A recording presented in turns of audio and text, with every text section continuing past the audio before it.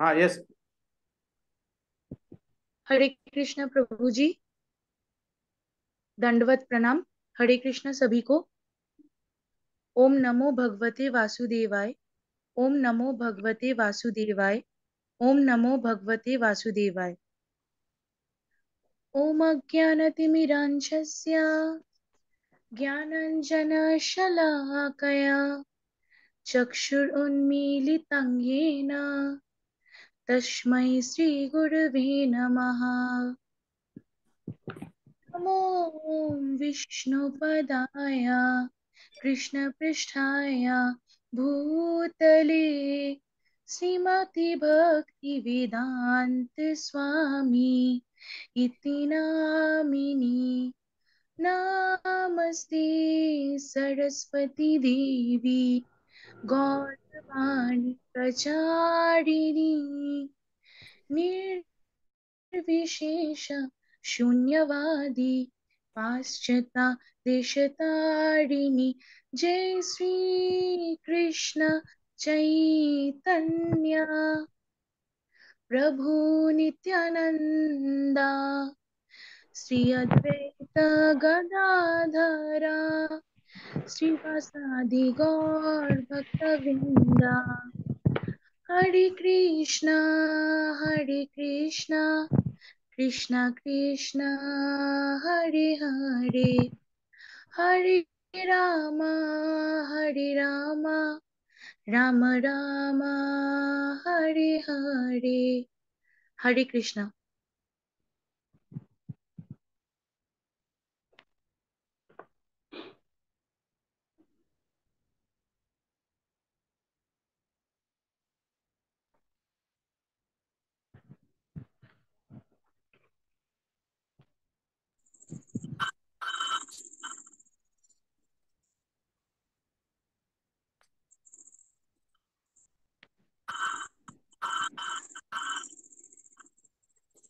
हरे कृष्णा। कोई और कर सके पीपीटी को शेयर?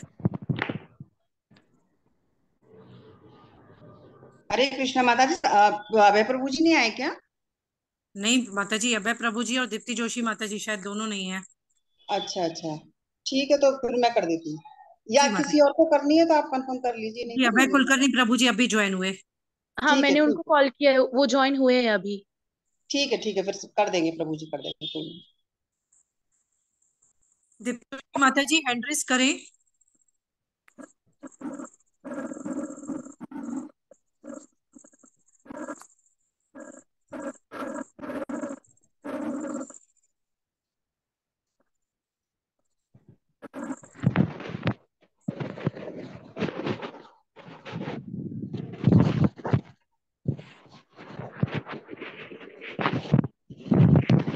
तुलसी प्रणाम मंत्र कौन बोलेगा?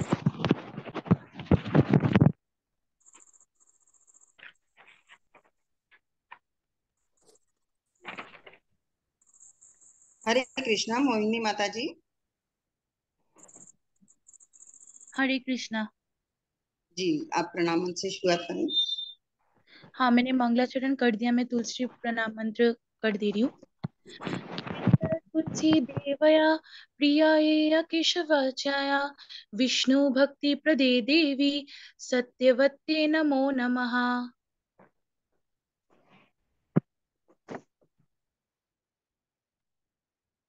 हरे कृष्णा। हरे कृष्णा माता जी, मैं करूं? बहुत सुंदर मोहिनी माता जी ने किया हुआ है, आवाज भी बहुत अच्छी है। धन्यवाद प्रभु जी। तब तक स्टार्ट करते हैं, तब तक एक क्वेश्चन है जो प्रभुपाद का ज्यादातर क्वेश्चन रहता है हर उनके लेक्चर में, कि एक्चुअल ब्राह्मण हम जानते हैं, डिवोटी जानते हैं, वैष्णव भक्त सुना है, एक्चुअली पंडित कौन है? और टेम्पल, मंदिर और मकान में क्या अंतर है? हम एक तरफ मकान बोलते हैं, मकान के अंदर मंदिर होता है, और मंदिर को मंदिर बोलते हैं। तो मंदिर को मंदिर क्यों बोलते हैं, और मकान के अंदर मंदिर होता है तो भी हम मकान बोलते हैं, ऐसा क्यों?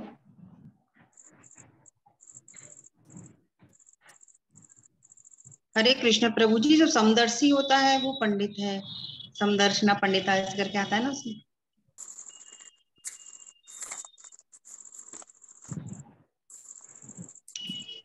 समदर्शी क्या हुआ? समदर्शी मतलब क्या?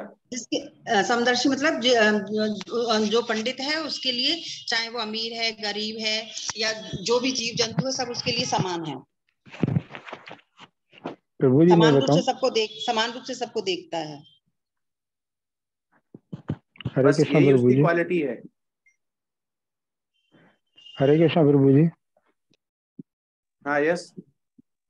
प्रभु जी, जो गाय को, चांडाल को और कुत्ते को जो एक ही दृष्टि से देखता है वो समदर्शी होता है, और इसी को पंडित कहते हैं। और जो मंदिर होता है, उस मंदिर में हमारी भावना का रहता है कि हम जाते हैं वहाँ अपनी भावनाएं व्यक्त करने के लिए, और घर में जो मंदिर होता है उसके लिए उस प्रकार की भावनाएं मेरे ख्याल से नहीं आ पाती है। हम भगवान के दर्शन के लिए खुद स्वयं चल कर जाते हैं, इसलिए मंदिर मंदिर होता है, और घर में जो मंदिर होता है वो घर ही कहलाता है। हरे कृष्णा प्रभु जी, मेरी समझ के हिसाब से।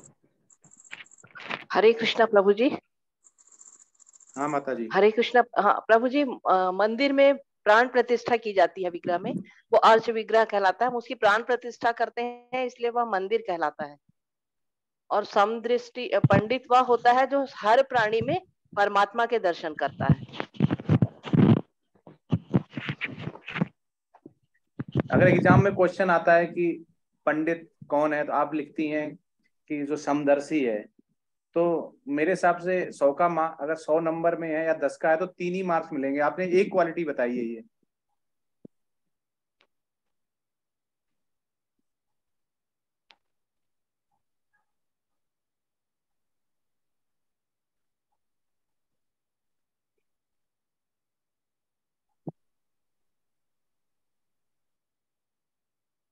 तो प्रभुपाद EP 602 ह्यूस्टन में जो हुआ है लेक्चर, उसमें बोलते हैं पंडितः सर्वनाम भवन्ति ही। तो वो बोलते हैं कि जो पंचरात्र में लिखा हुआ है कि पंडित की पहली क्वालिटी जो कि भगवत भक्ति है, मतलब कृष्ण भावना भावित है।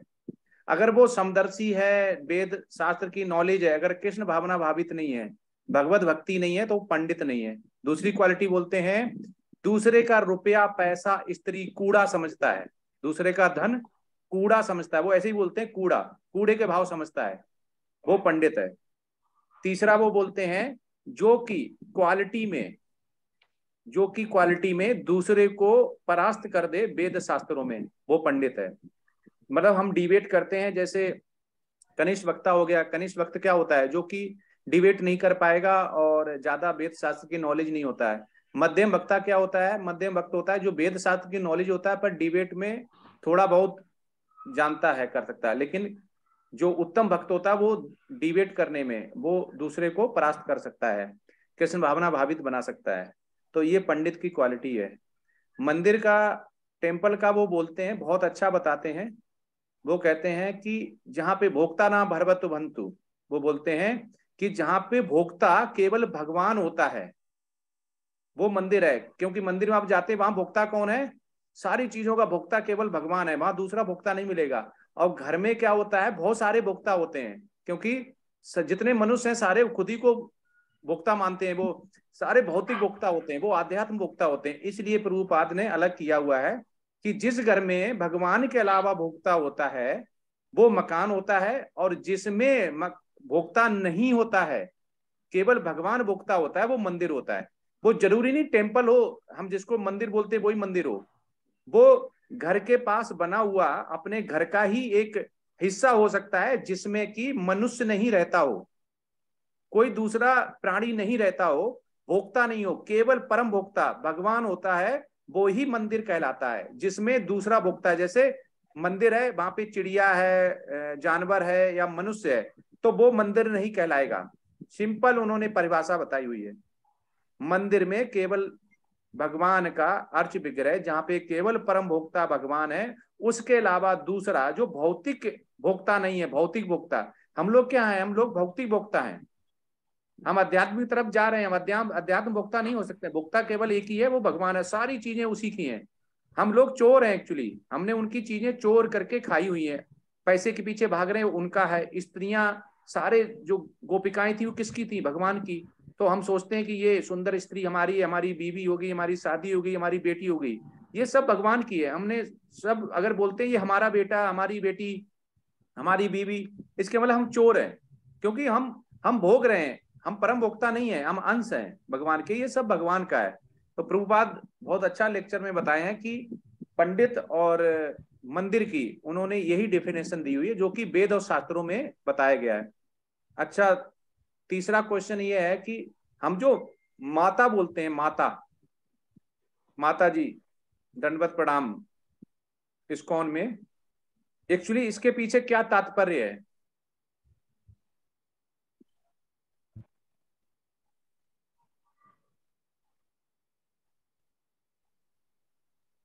अगर सारे लोग आ गए हो तो बाद में कर लेंगे, अब रेडी प्रेजेंटेशन चालू कर सकते हैं।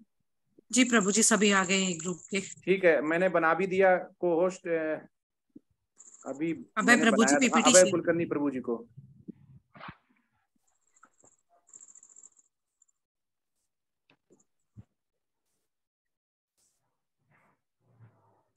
यार स्टार्ट करिए कुलकर्णी प्रभु जी।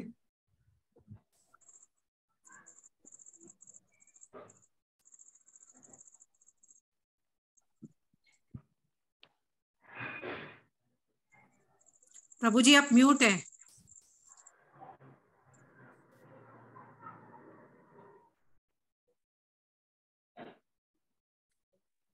प्रभु जी आप म्यूट हैं।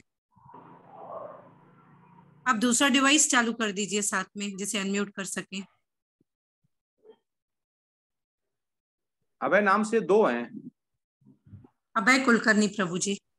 हाँ, एक अभय कुलकर्णी है, एक अभय है। प्रभु जी उनको भी कर दीजिए, जो अभय लिखा हुआ है उनको भी कर दीजिए। हाँ, बना दिया। प्रभु जी अनम्यूट तो कोई भी बना कर दिया सकता है। दोनों आईडी में।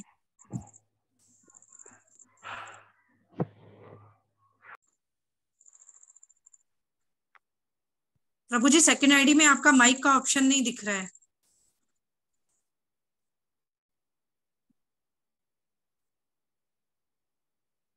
आप दोनों से म्यूट हैं प्रभु जी।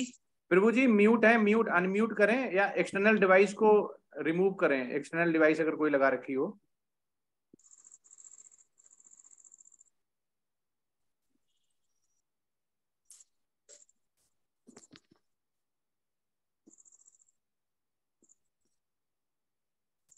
हाँ, आ रही है आवाज अभी? जी जी प्रभु जी। हाँ, मैं स्क्रीन शेयर कर लेता हूँ इसमें। जी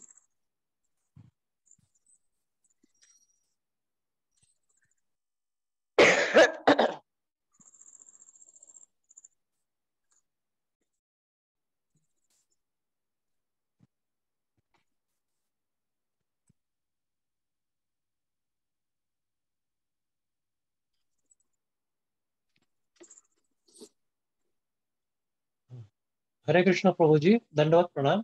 प्रभु जी मंगलाचरण हो चुका है, आगे चले। जी मंगलाचरण किया है माता जी ने। हरे कृष्ण प्रभु जी, दंडवत प्रणाम। हम ग्रुप ए के सदस्य हमारा प्रेजेंटेशन नंबर 11 आरंभ करना चाहते हैं। तो सबसे पहले मैं सुंदर कृष्णानी प्रभु जी से निवेदन करूंगा कि वे अपना प्रस्तुति आरंभ करें। सुंदर कृष्णानी प्रभु जी। हरे कृष्णा प्रभु जी। हरे कृष्णा प्रभु जी। हरे कृष्ण प्रभु जी, आवाज आ रही है? जी, आ रही है, आ रही है। हरे कृष्णा। मैं सुंदर Krishnani, presentation number 11, group A, chapter number 10। प्रभु जी, मेरा प्रश्न है श्रीमद् भगवद गीता के 10वें अध्याय के श्लोक 18 में अर्जुन कहते हैं कि मैं आपके बारे में सुनकर कभी भी तृप्त नहीं होता। जितना अधिक मैं सुनता हूँ उतना ही अधिक मैं आपके शब्दों के अमृत का स्वाद चखना चाहता हूँ। इस कथन के प्रकाश में कृष्ण कथा सुनने के अपने अनुभव की तुलना सांसारिक विषयों को सुनने में करें। हरे कृष्ण प्रभु जी। हरे कृष्ण सभी वैष्णव जन को। विस्तरण आत्मनः योगम विभूतम च जनार्दन भूयः कथय तृप्तिहम शृण्वतः न अस्ति में अमृतम। अर्जुन भगवान श्री कृष्ण के ऐश्वर्य और योग शक्ति के बारे में पूर्णतया संशय रहित हो चुके हैं किंतु भगवान के बारे में वह जितना सुनते हैं और समझते हैं, उसका रसपान और रस स्वाद और मनः इच्छा और बढ़ती ही जा रही है। श्री भगवान की दिव्य लीलाएं, उनका ऐश्वर्य तथा उनकी योग शक्ति हमें और अधिक जिज्ञासु बनाती है। संसार की कथाओं में नीरसता आ जाती है। हम कथा सुनकर थक जाते हैं और भौतिकता में हमें इसका अंत भी समझ नहीं आता।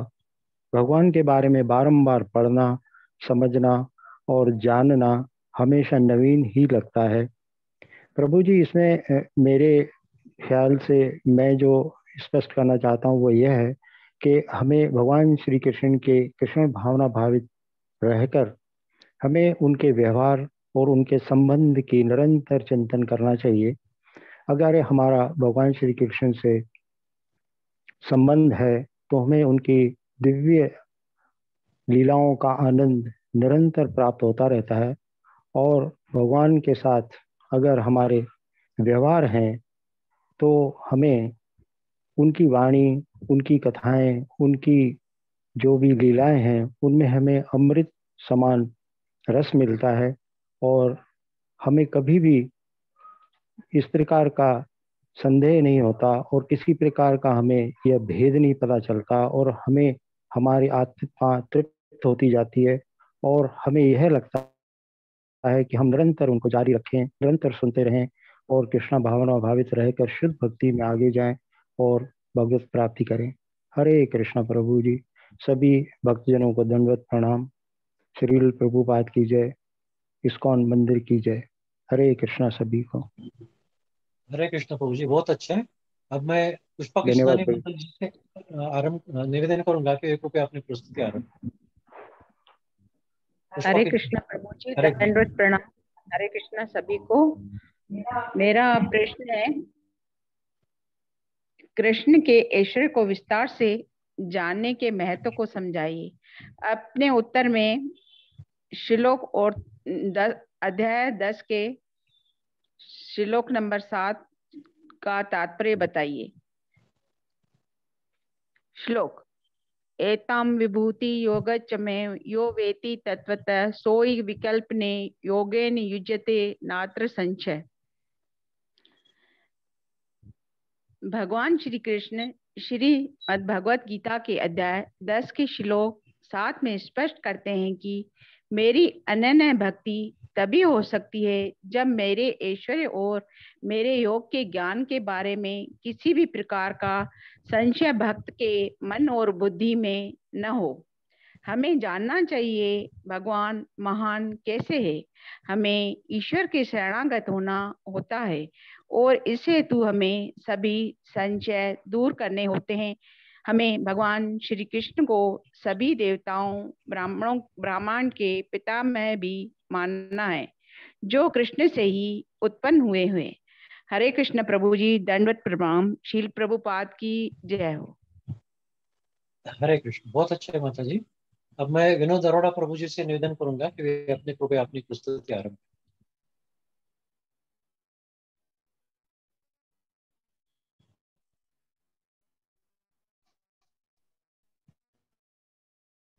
प्रणाम प्रभु जी। प्रभु जी, हरे कृष्ण सबको। मेरे को प्रश्न दिया गया, इसमें अपने शब्दों में संस्कृत शब्दों, संदर्भों और प्रभुपाद जी के तात्पर्य के साथ व्यक्तिगत और उपदेशात्मक अनुप्रयोग के लिए प्रासंगिक बिंदु 10 अध्याय 10 8 से 11 से प्रस्तुत करें। जैसा कि अध्याय 10 के श्लोक नंबर 8 से 11 के संदर्भ में टिप्पणी करनी है वो इस प्रकार है। श्लोक 8 में भगवान कृष्ण अपने आप को समस्त आध्यात्मिक तथा भौतिक जगतों के मूल कारण बताते हैं। उनके अनुसार ब्रह्मा, शिव तथा अन्य समस्त देवताओं के वे ही स्रोत हैं।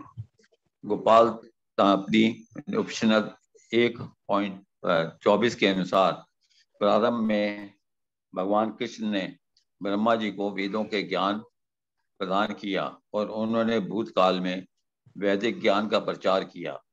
इस प्रकार प्रत्येक वस्तु श्री कृष्ण से उद्भूत है और जिन्हें इसका भली भांति ज्ञान है, वे उनकी प्रेमा भक्ति में लगे रहते हैं तथा अपनी सारी शक्ति कृष्ण भावनामृत में पूर्ण रूप से लगाए रखते हैं। इसी प्रकार अध्याय 10 के श्लोक नंबर 9 में भगवान श्री कृष्ण अपने शुद्ध भक्तों के लक्षणों का विशेष रूप से उल्लेख करते हैं, जहाँ उनके शुद्ध भक्त निरंतर श्री कृष्ण की दिव्य में रमे रहते हैं और उनके मन श्री कृष्ण के चरण कमलों में हटते ही नहीं है और उनके दिव्य विषयों की चर्चा करते रहते हैं तथा उनका हृदय तथा आत्माएं निरंतर ही श्री कृष्ण में निमग्न रहती हैं और दूसरे भक्तों से भगवान के विषय में बातचीत करने, चर्चा करने में आनंद का अनुभव महसूस करते हैं। एक समय ऐसा भी आता है जब भक्त श्री कृष्ण के बिना अपने आप को ऐसा महसूस करता है या असहाय महसूस करता है जिस प्रकार मछली बिन जल। इसी प्रकार अध्याय 10 के 10 श्लोक नंबर 10 में बुद्धि योग शब्द का उपयोग किया गया है, जिसका अर्थ है असली बुद्धि या उत्तम बुद्धि। श्री प्रभुपाद जी ने बुद्धि योग की व्याख्या इस प्रकार की है कि कृष्ण भावनामृत में रहकर कार्य को बुद्धि योग कहते हैं और यही उत्तम बुद्धि है। इसी प्रकार जब कोई शुद्ध भगवान जाना चाहता है और भक्ति में वह कृष्ण भावनामृत को ग्रहण कर लेता है तो उसका यह कार्य बुद्धि योग कहलाता है। दूसरे शब्दों में बुद्धि योग वह विधि है जिससे मनुष्य भव बंधन से छूटना चाहता है और इसकी उन्नति करने की चरम लक्ष्य कृष्ण प्राप्ति है। जो मनुष्य इसे नहीं जानते या समझते तो उनको भक्तों का प्रामाणिक गुरु की में रहने की आवश्यकता होती है। अध्याय 10 के श्लोक नंबर 11 में श्री कृष्ण अपने भक्तों को एहसास कराते हैं कि वे उनके हृदय में वास करते हुए जो उनकी शुद्ध भक्ति में लिप्त रहते हैं और यदि वे शिक्षित हैं भी और उन्हें वैदिक नियमों के से अज्ञान भी, फिर भी भगवान उनकी सहायता करते रहते हैं और उनके अज्ञान का अहंकार दूर हो जाता है और उनकी अज्ञान का अहंकार दूर हो जाता है और उनकी विशेष कृपा अपने शुद्ध भक्तों पर रहती है। श्री कृष्ण की कृपा को प्राप्त करने के लिए भक्त को निरंतर श्री कृष्ण का जप करना होता है, जिसमें से मनुष्य के अंदर का बल या बैर दूर हो जाता है और शुद्ध भक्ति का ज्ञान की प्राप्ति होती है। अतः कृष्ण भावनामृत में ज्ञान नहीं हो सकता। इसके लिए ही योग चाहिए कि पूर्ण भावना कृष्ण भावनामृत में रहकर भक्ति संपन्न करता है। हरे कृष्ण। सबको मेरा प्रणाम। हरे कृष्ण। बहुत अच्छा प्रभु जी। अब मैं मोहिनी माता जी से निवेदन करूंगा कि कृपया अपनी प्रस्तुति आरंभ। हरे कृष्ण प्रभु जी। हरे कृष्ण सभी को। मेरा प्रश्न है, इस प्रकार कृष्ण चेतना में सिद्ध आत्माएं ऐसे परलौकिक साहित्य को सुनने में निरंतर आनंद लेती है जैसे एक युवा लड़का और लड़की संगति में आनंद लेते हैं। कृष्ण भावनामृत के अपने व्यक्तिगत अभ्यास के लिए इस कथन की प्रासंगिकता के तात्पर्य के संदर्भ में अध्याय 10 श्लोका 9 की प्रतिक्रिया बताएं। भगवान के भक्त उनके स्मरण में तालीन रहते हैं क्योंकि वो परमेश्वर में अगाध श्रद्धा विकसित करते हैं। ईश्वर की भक्ति उनके जीवन का आधार बन जाती है, जिससे उन्हें जीवन को जीने की अर्थ, उद्देश्य और शक्ति प्राप्त होती है। भक्त अपने सबसे प्रिय भगवान के स्मरण में उसी प्रकार से आवश्यक मानते हैं जिस प्रकार मछली को सांस लेने और जीवित रहने के लिए जल की आवश्यकता होती है। भक्तों का प्रेम भगवान के प्रति उनके समर्पण में प्रकट होता है।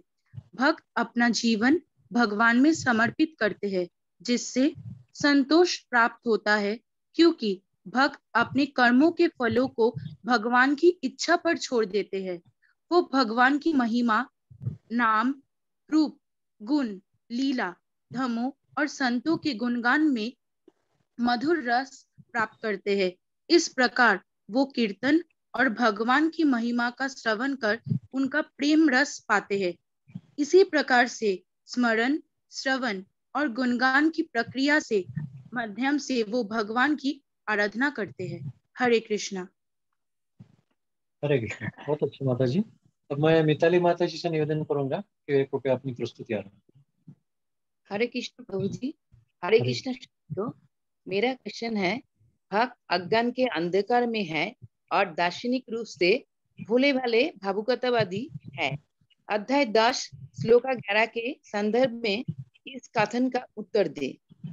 भगवान श्री कृष्ण कहते हैं वो उन पर अपनी कृपा करते हैं जो प्रेम भाव से अपना मन उनमें तालीन करते हैं और उन्हें अपनी योजना से विचारों और कार्य का परम लक्ष्य मानते हैं। वो कहते हैं उनको मनोहंतकरण के अंधकार को ज्ञान के दीपक के प्रकाश से नष्ट कर देता है। जब भगवान अपनी कृपा बरसाते हैं तब वो जीव आत्मा को अपनी योगमाया शक्ति प्रदान करते हैं। जब हम शुद्ध सत्व शक्ति प्राप्त करते हैं तब हमारी इंद्रिय, मन और बुद्धि दिव्य हो जाती है। इन दिव्य उपकरण से मुक्त होकर जीव आत्मा भगवान को देखने, सुनने और जानने में समर्थ होती है। भगवान की दिव्य शक्ति की प्रकाश से माया शक्ति का अंधकार मिट जाता है। हरे कृष्ण। हरे कृष्ण। बहुत अच्छे माता जी। अब मैं दीप्ति जोशी माता जी से निवेदन करूंगा कि वे कृपया अपनी प्रस्तुति आरंभ करें। हरे कृष्णा। हरे कृष्ण।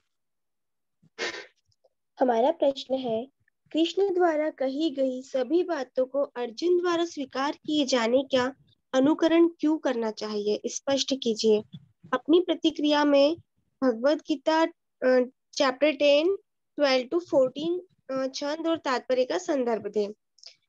इस संदर्भ में अर्जुन ने कहा, आप सर्वोच्च दिव्य व्यक्तित्व, परम धाम, सर्वोच्च शुद्धिकरण करता, शाश्वत ईश्वर, आदि जीव, अजन्मा और महानतम है। नारद, असित, देवल और व्यास जैसे महान ऋषियों ने इसकी घोषणा की और आप इसे स्वयं मुझे बता रहे हैं। हे कृष्ण, आपने जो कुछ भी मुझे सत्य बताया है उसे मैं पूरी तरह से स्वीकार करता हूँ। हे भगवान, न तो देवता और न ही दानव आपके वास्तविक व्यक्तित्व को समझ सकते हैं। इसके संदर्भ में अर्जुन श्री कृष्ण के सर्वोच्च स्थिति के बारे में पूरी तरह से आश्वस्त हो जाते हैं और अपने भीतर जो गहरा विश्वास महसूस करते हैं उसे सशक्त रूप से प्रकट करते हैं। जब बड़े बड़े अधिकारी ज्ञान की गवाही देते हैं तो उसकी विश्वसनीयता स्थापित हो जाती है। महान संत आध्यात्मिक ज्ञान के अधिकारी हैं। इस प्रकार अर्जुन, नारद, असित, देवल और व्यास जैसे संतों को उद्धृत करते हैं जिन्होंने श्री कृष्ण को सर्वोच्च दिव्य व्यक्तित्व और सभी कारणों का कारण घोषित किया है। श्री कृष्ण ब्रह्मा के निर्माता है जो तीनों लोकों के निर्माता है। संक्षेप में श्री कृष्ण के दिव्य ऐश्वर्य और असीम प्रभुता को ध्यान से सुनकर अर्जुन की और अधिक सुनने की प्यास बढ़ गई। श्री कृष्ण को उनकी महिमा का वर्णन करने के लिए वो भगवान को आश्वस्त करना चाहते हैं कि वे पूरी तरह से आश्वस्त हैं। यज्ञ शब्द का प्रयोग करने से अर्जुन का अर्थ है कि श्री कृष्ण ने उन्हें 7वें से 9वें अध्याय तक जो कुछ भी कहा वह सत्य है। उनका दावा है कि श्री कृष्ण ने जो कुछ कहा है वह तथ्यात्मक है और कोई लाक्षणिक वर्णन नहीं है। वह श्री कृष्ण को भगवान या सर्वोच्च भगवान के रूप में संबोधित करते हैं। देवी भागवत पुराण में भगवान शब्द की परिभाषा इस प्रकार की गई है, ऐश्वर्यस्य समग्रस्य धर्मस्य यशस्य ज्ञान वैराग्य श्रेव सनाम भगवन्नी।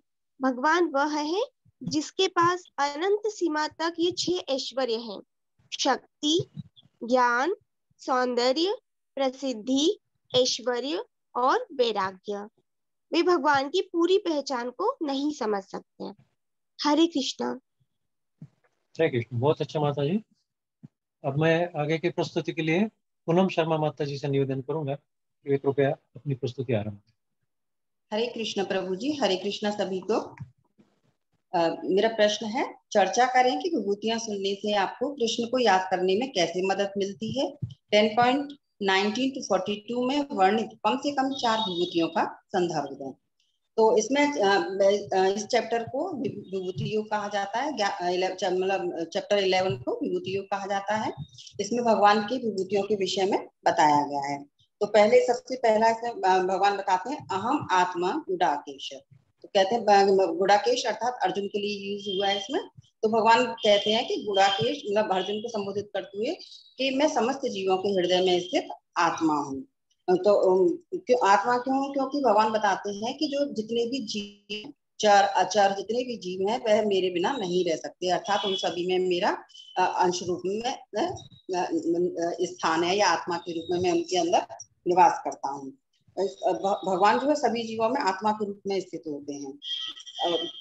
जो प्राकृतिक सृष्टि है, कृष्ण अपने अंश से उसमें पुरुष अवतार ग्रहण करते हैं, और जो पुरुष अवतार होते हैं वही सृष्टि का उपक्रम होते हैं। तो इसमें कहा गया है आगे कि जो महातत्व होता है उसकी भी आत्मा भगवान ही है। तो महातत्व जो होता है उसमें महाविष्णु जब प्रवेश करते हैं, तो जब उनके प्रवेश करने के बाद जो है सृष्टि का उत्पन्न होती है, तो वो जो उसमें प्रवेश करते हैं वह जो आत्मा है वह कृष्ण जी ही, भगवान को ही कहा गया है। भगवान कहते हैं कि उसमें भी मैं ही निवास करता हूँ। दूसरी विभूति में बताया कि आदित्यानाम अहम विष्णु ज्योतिषाम रविश अंशुमान मरीचिक मरुतास्मि नक्षत्रणाम शशि। तो आगे कहते हैं कि आदित्यों में मैं विष्णु हूँ।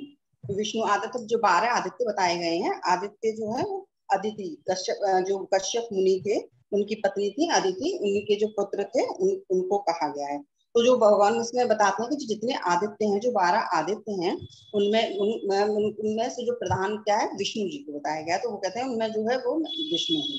तो श्री कृष्ण के जो रूप है मतलब जो विष्णु जी हैं वो भी श्री कृष्ण का ही अंश है। आगे कहते हैं कि ज्योति में मैं सूर्य हूँ। सूर्य और दूसरा है मरीचियों और नक्षत्रों में चंद्रमा। तो जो सूर्य और जो चंद्रमा है इनकी उपमा बताई गई है। ब्रह्म संहिता में भी कहा गया है कि सूर्य को भगवान का अशेष तेज और नेत्र रूप को कहा गया है, क्योंकि जो सूर्य है, सूर्य और चंद्रमा ये जो कह सकते हैं दो विभूतियां हैं, इनके बिना भी जीवन की हम कल्पना नहीं कर सकते। सूर्य अगर नहीं होता तो शायद चारों तरफ अंधकार होता, रोशनी नहीं मिलती, चंद्रमा नहीं होता तो शीतलता नहीं मिलती। तो भगवान कहते हैं कि जो ज्योति है उसमें मैं सूर्य और मरीचि और नक्षत्रों में मैं चंद्रमा हूँ। तो कहने का तात्पर्य ये है कि इसमें ये जो विभूतियां हैं, इन विभूतियों को जब हम पढ़ते हैं, सुनते हैं, समझते हैं, तो ये चीज इनसे हमें पता चलता है। इसके अलावा और भी विभूतियां हैं, जैसे कि वेदों में सामवेद, जल में स्वाद, नदियों में गंगा। तो ये सभी चीजें जीवनदायिनी है। तो जीवन हमें इनसे मिलता है। दूसरा अंश रूप में भगवान विस्तार करते हैं अपना, सभी जीवों में भगवान का ही विस्तार है। तो हम भगवान को तो भूल ही नहीं सकते। नित्य प्रतिदिन हम भगवान का याद हमें हर क्षण हर पल रहती है। तो योगदान तो है ही, इन विभूतियों का तो है ही। जब भगवान हर चीज में स्वयं मौजूद है अंश रूप में, तो हम किसी भगवान को किसी भी समय भूल ही नहीं सकते हैं। तो इसमें यही कहा गया है कि जो चर अचर जितने भी प्राणी हैं उन सब में भगवान अंश रूप में विस्तार से रहते हैं, और जो ये विभूतियां हैं हमें भगवान को याद करने में हर समय मदद करती हैं। हरे कृष्ण। हरे कृष्ण, बहुत अच्छा माता जी। अभी आगे की प्रस्तुति त्रिलोकीनाथ प्रभु जी है क्या? त्रिलोकीनाथ जी नहीं है लगता। नहीं है प्रभु जी, वो नहीं है। ठीक है, उनका कोई पढ़ेगा? ठीक है प्रभु जी, थोड़ा इसको थोड़ा बड़ा कर दीजिए, मैं पढ़ देती हूँ। चलिए मैं कर लेती हूँ अपने फोन पे, कोई नहीं। हाँ।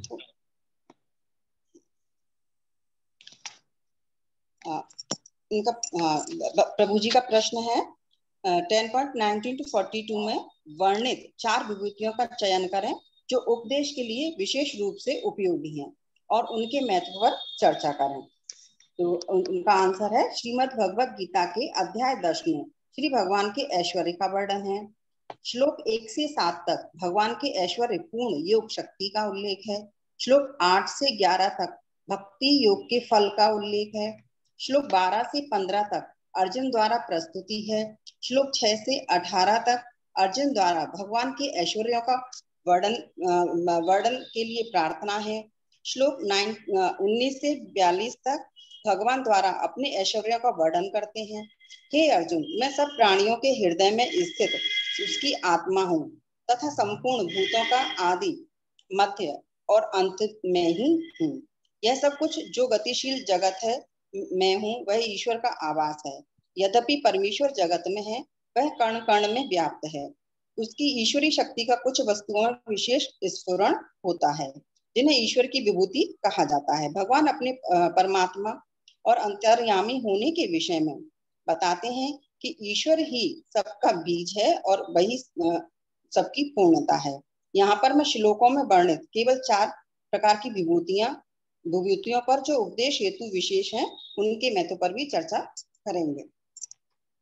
अहम आत्मा गुडाकेशा सर्वभूतास्य स्थिता अहम आदिश्च मध्य च भूतानां अंत एव च। 10.20 अर्थात गुडाकेश, मैं संपूर्ण प्राणियों के अंतःकरण में रहने वाला अंतर्यामी हूँ। मैं ही सबकी उत्पत्ति, पालन और संहार करने वाला हूँ। प्रभु जी स्क्रॉल कर दीजिए थोड़ा सा जी।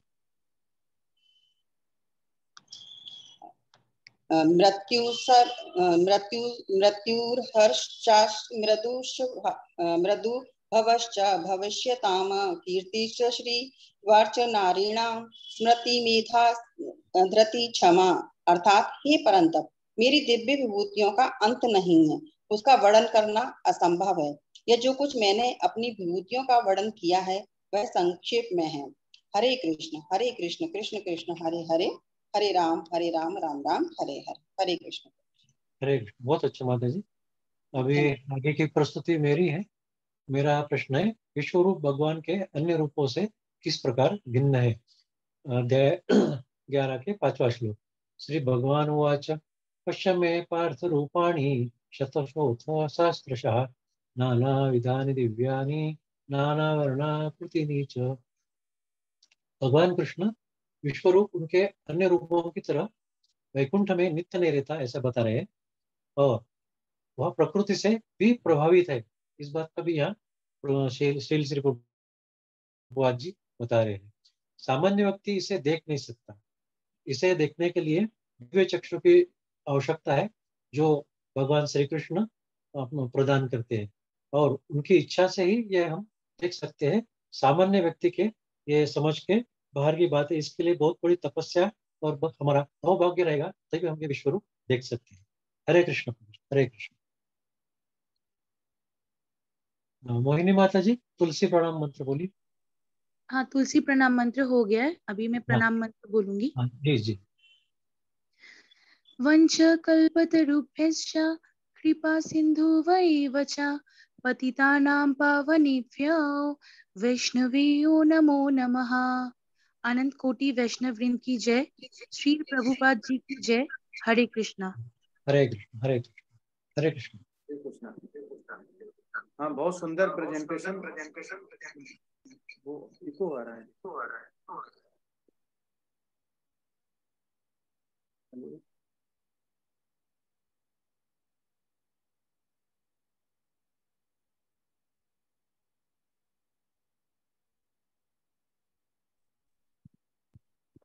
हरे कृष्णा।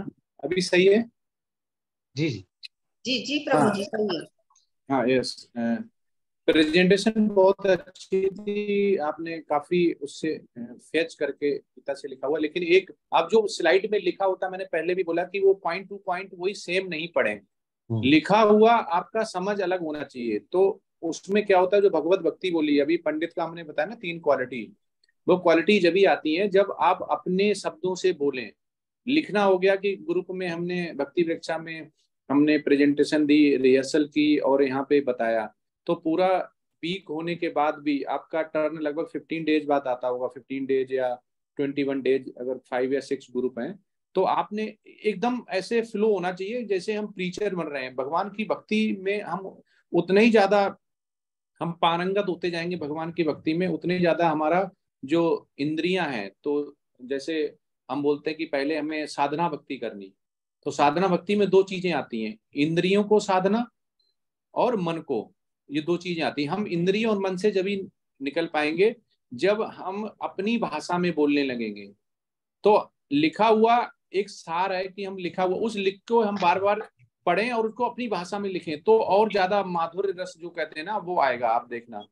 तो यहाँ पे जैसे अभी आपने एक सबसे लास्ट जो अंत हुआ उसी से क्वेश्चन है इस ग्रुप से, कि जब इसमें बोला विराट रूप, जब विराट रूप का आपने वर्णन किया, तो भगवान को विराट रूप दिखाने की क्यों जरूरत पड़ी, क्यों क्यों ऐसा हुआ कि विराट रूप दिखाना पड़ा, और विराट रूप से हम क्या समझते हैं, ये कौन बताएगा?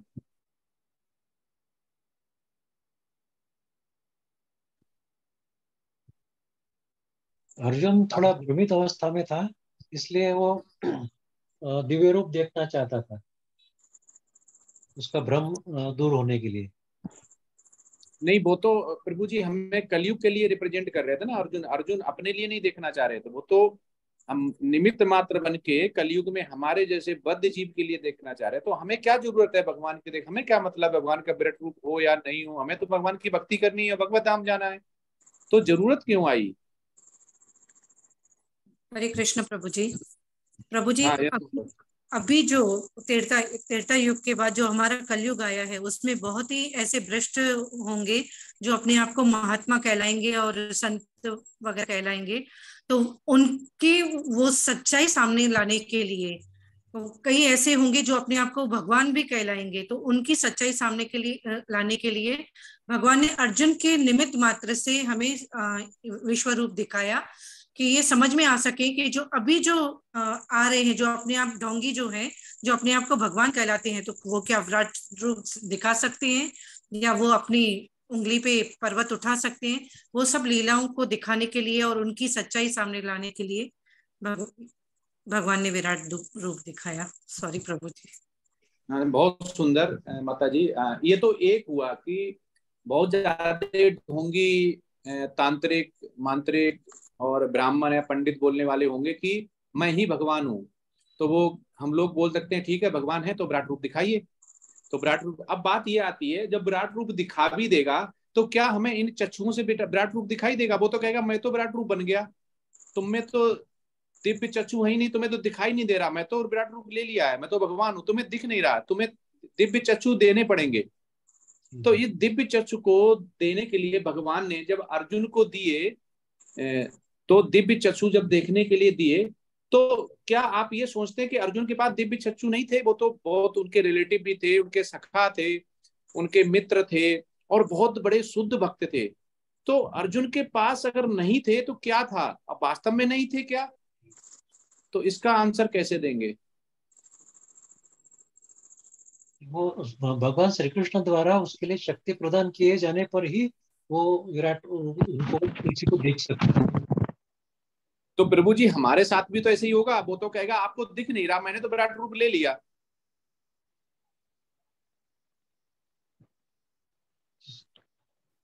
हरे कृष्ण प्रभु जी।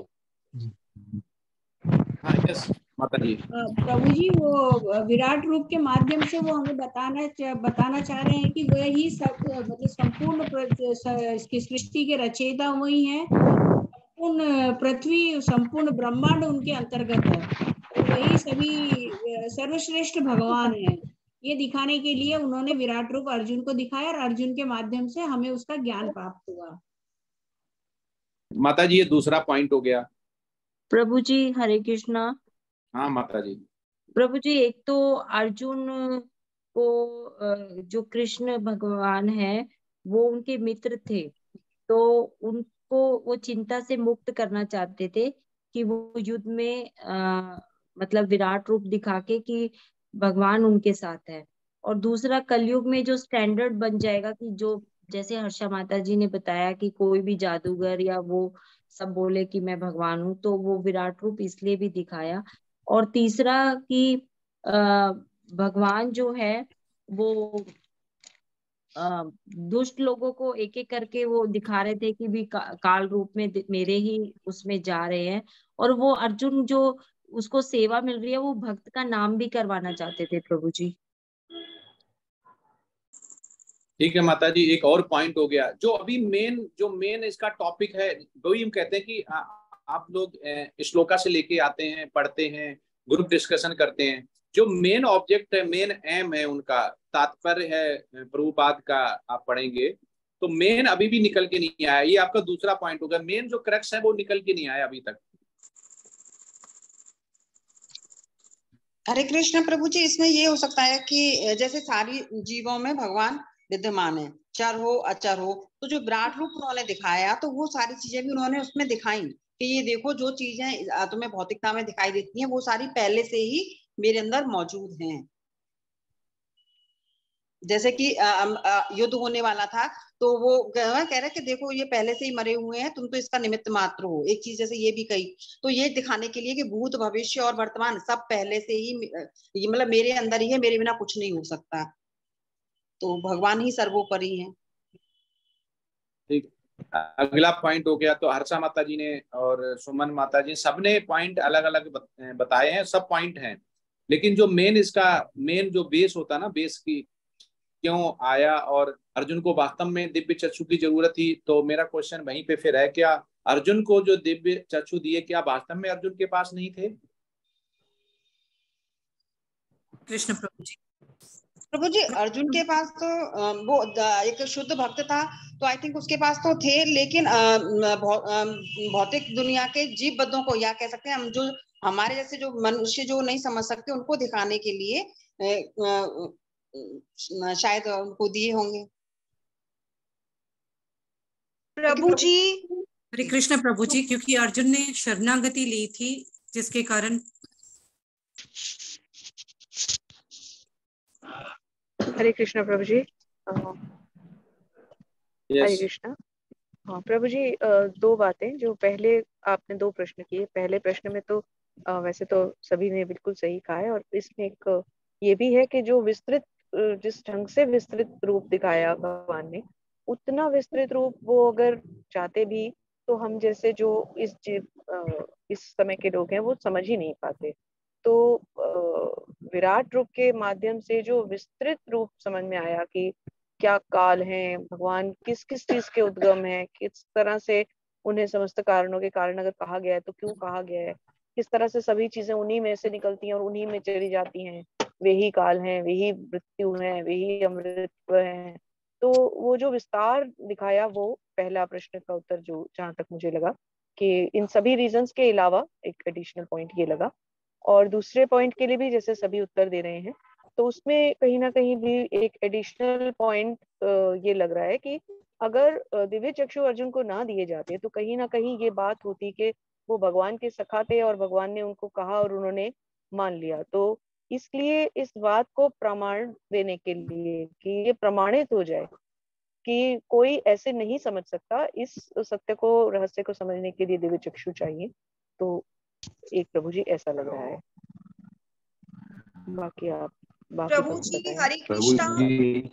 प्रभु जी दिव्य चक्षु अर्जुन के पास नहीं थे, क्योंकि संपूर्ण बैटल फील्ड में सिर्फ अर्जुन को और विदुर को, जो संजय अर्जुन और संजय को, सिर्फ इन दोनों को भगवान का वो विराट रूप दिखा था। बाकी युद्ध भूमि में किसी को भी नहीं दिखा था, और इनको भी इसलिए दिखा था क्योंकि अर्जुन को तो भगवान ने दिव्य चक्षु दिए थे, और जो विदुर था, संजय था, उसको अपने गुरु से उसको वरदान प्राप्त था। हरे कृष्णा। ये विशाल चंद्र व्यास ने दिए थे संजय को। हरे कृष्णा प्रभु जी। विशाल चंद्र प्रभु जी बोल सकते हैं क्या? हरे कृष्ण प्रभु जी, एक्चुअली मैं ट्रेन में हूँ, मेरी आवाज क्लियर नहीं जा पाएगी प्रभु जी। आपने बिल्कुल सही आंसर दिया है चैट बॉक्स में। देयर आर 3 टाइप चक्षु, और जो अर्जुन के पास थे वो एक्चुअली प्रेम चक्षु थे, वो दिव्य चक्षु से ऊपर होते हैं, दिव्य चक्षु से ऊपर होते हैं, और उसको डिमोशन किया गया। डिमोशन मतलब उसे नीचे स्तर के चक्षु दिए गए। दिव्य चक्षु के ऊपर आता है प्रेम चक्षु। एक्चुअली अर्जुन का तो डिमोशन हुआ है, वो प्रेम चक्षु से भगवान के श्याम सुंदर शरीर को और विराट रूप दोनों को देख सकता था, लेकिन श्री कृष्ण ने उसको अलग किया, क्योंकि जो निर्विशेषवादी हैं, जो मेन अगर उनका तात्पर्य आता है प्रभुपाद का, विशाल प्रभु जी ने बिल्कुल सही आंसर, बिल्कुल ऐसा आंसर जो बहुत से कम लोगों को पता होता है, इसलिए वो बहुत ही शुद्ध भक्ति से पढ़ रहे हैं। तो आप 11.8 में प्रभुपाद अपने तात्पर्य में लिखते हैं, और आचार्य लोग नमानिष्ठा दास प्रभु जी जब पढ़ाते थे तो ये काफी देर डिस्कशन हुआ था, और जयपत्ता का स्वामी महाराज जब अपना लेक्चर देते हैं तो भी इसके बारे में बहुत जरूर बोलते हैं, और प्रभुपाद तो बहुत बार बोल चुके हैं कि अर्जुन का डिमोशन हुआ हमारे लिए। तो उसमें वो ना तुम मां सक्ष से दृष्ट मैंने चोच्छा दिव्य ददाम ते चक्षुषा पश्य में योग में स्वयं। तो ये जो हमारी भौतिक स्थिति क्या है कि हम इतने कलयुग में शुद्ध भक्त हो ही नहीं सकते हैं कि हमें नॉर्मल चक्षु हम पूरी जिंदगी सही रख पाए, ये बहुत बड़ी बात है। तो अर्जुन के पास प्रेम चक्षु थे जो सबसे ऊपर होते हैं, भगवान किसी को भी नहीं देते हैं, इटसेल्फ भगवान देवताओं को भी नहीं देते हैं, वो भी नहीं देख पाते हैं, लेकिन प्रेम चक्षु सबसे ऊपर वाले चक्षु बोले गए, नॉर्मल चक्षु, फिर दिव्य चक्षु, उसके बाद प्रेम चक्षु। तो प्रेम चक्षु से वो सब कुछ देख सकता था, भगवान के द्विरूप को, विष्णु रूप को, चार भुजा को, द्विभुजा को, सबको देख, लेकिन उनका डिमोशन किया गया, उनको दिव्य चक्षु दिए गए हैं, क्योंकि वो भगवान के विराट रूप। अब विराट रूप की प्रभुपाद बोलते हैं, विराट रूप की क्या होता है, जो शुद्ध भक्त होता है वो विराट रूप कभी नहीं देखना चाहते, उसकी इच्छा नहीं होती किसी रूप को, केवल द्विभुज रूप देखता है। विराट रूप किसके लिए दिखाया गया? दो लोगों के लिए प्रभुपाद बोलते हैं। पहला, जो निर्विशेषवादी होते हैं, जो कहते हैं केवल क्या है, एक शक्ति है, उसके लिए एक पुंज है, प्रकाश पुंज है, कोई भी आकार नहीं है, निराकार है, उसके लिए कि देखो मेरा आकार है, मैं बढ़ा भी सकता हूँ, घटा भी सकता हूँ, सारी मुझसे आदि अंत सब मुझसे है। दूसरा, ये जो नए भक्त जुड़ते हैं उनको बड़ा करिश्मा वाला चाहिए होता है, बहुत जल्दी अट्रैक्ट करने के लिए। तो अर्जुन ने ये सोचा कि कलयुग में जब भक्त जुड़ेंगे तो वो अलग कैसे दिखेंगे, अलग कैसे देखना चाहेंगे। तो ये उनके लिए है जो भगवान से भक्ति की वजह से ना जुड़ के अपने मेटेरियलिस्टिक, जिसको बोलते हैं कि कर्म करते हैं, पर वो अट्रैक्ट होते हैं भगवान के जो विराट रूप से, कि अच्छा इतना बड़ा रूप कर लिया भगवान ने, फिर वो भगवान के बारे में जानना चाहते हैं, भगवान के बारे में जानना चाहते हैं, वो धीमे धीमे फिर भगवान जुड़ते हैं, भगवान से जुड़ते चले जाते हैं। तो ये विशाल प्रभु जी का बिल्कुल सही आंसर है कि प्रेम चक्षु से उनको दिव्य चक्षु दिए, जिससे उनका डिमोशन हुआ है। डिमोशन, उनका प्रमोशन नहीं हुआ है, अर्जुन का तो डिमोशन हुआ है, उनको दिव्य चक्षु, उनको प्रेम चक्षु ऊपर लेवल के होते हैं। तो ये प्रभुपाद इन दो पॉइंट का बात करते हैं। फिर बोला पश्य में योग में सुरम, इसके मतलब है भगवान का जो दिव्य संबंध है भक्त का कृष्ण के साथ, ठीक है, वो ऐश्वर्य, जो ऐश्वर्य है भगवान का, जो ऐश्वर्य है वो इससे नहीं, वो भगवान के प्रेम रूप जो होता है, प्रेम रूप मतलब प्रेम चक्षु जो होते हैं, उस रूप से आकृष्ट होता है, आकृष्ट मतलब अट्रैक्ट होता है। तो इसलिए भगवान ने अपने ऐश्वर्य को दिखाया, भगवान ने ऐश्वर्य को दिखाया को अपने अट्रैक्ट किया। जैसे हम कहीं मेले में जाते हैं तो हम बिल्कुल रास्ते से चलते रहते हैं, लेकिन जैसे कि डमरू सुनते हैं या कोई मैजिक देखते हैं या बंदर वाला खेल देखते हैं या कुछ हम कलाबाजी देखते हैं तो हम रुक जाते हैं, उसको जरूर देखते हैं। तो ऐसा ही भगवान ने सोचा कि कलयुग में मनुष्य कैसे रुकेगा, कैसे मेरी तरफ देखेगा, कैसे मेरी तरफ आएगा, मेरा बच्चा जो है, जो विद्रोह करके गया है मृत्युलोक पे, वो कैसे मेरे पास आएगा। तो भगवान ने इसलिए उनको ऐश्वर्य विहीन, जो बोलते हैं ईश्वर विहीन जो ऐश्वर्य होता है, उसको दिखाया। इसमें भगवान का जो भक्त होता है वो कभी भी इच्छा नहीं रखता ना, भगवान भी ऐसी उनको पराकाष्ठा है, भगवान शक्ति देते हैं कि वो मेरे विराट रूप को देखे, क्योंकि शुद्ध भक्त को द्विभुज रूप ही देखना उसको अत्यंत सुंदर लगता है, ऐसा प्रभुपाद ने बोला है। और भक्त विश्व रूप को कभी भी नहीं देखना चाहता है, वो तो केवल भगवान के जो साक्षात रूप होता है उसको ही देखना चाहता है। और पहले वाले जो पॉइंट थे वो बिल्कुल माता जी ने, सबने, प्रभु लोग ने सही बताए हैं कि एक हो गया कि भविष्य के लिए साक्ष्य हो गया कि कोई बोले कि मैं भगवान हूं, तो आप बोल सकते हैं कि आप अगर है तो सार्वभौमिक रूप दिखाएं, ठीक है। दूसरा हो गया कि अगर वो साक्षात प्रकट हुए तो निर्विशेषवाद का उन्होंने खंडन कर दिया। तो ये पॉइंट है, ये प्रभुपाद बोलते हैं। Hare Krishna. Hare Krishna. Group B please hand raise करें।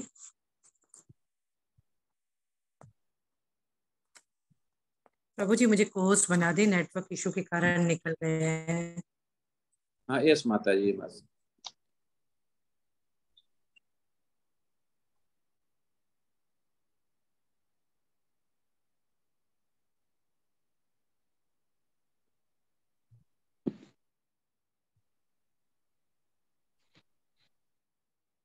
संजय सेन प्रभु जी। प्रभु जी हरे संजय कृष्णा सेन। माता जी। हरे कृष्णा प्रभु जी, दंडवत प्रणाम।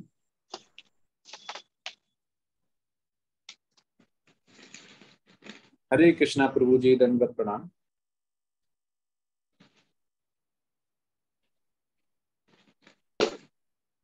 आज अब्सेंट बहुत सारे लोग हैं, 43 होते थे, आज 35 ही हैं।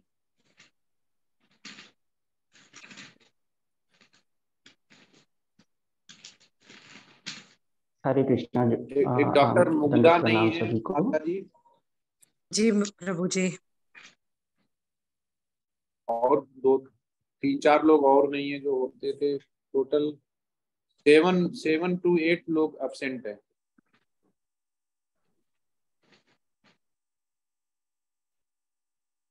हाँ यस स्टार्ट। ओम नमो भगवते वासुदेवाय नमः। ओम नमो भगवते वासुदेवाय नमः। ओम नमो भगवते वासुदेवाय नमः।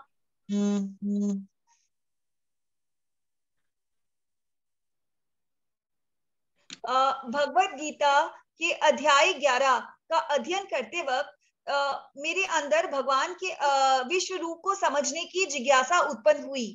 मैंने अपनी जिज्ञासा को शांत करने के लिए सुमन खुल्लर माता जी से पूछा, सुमन खुल्लर माता जी, अर्जुन का विश्व रूप की दृष्टि के किन्हीं 4 पहलुओं का वर्णन कीजिए।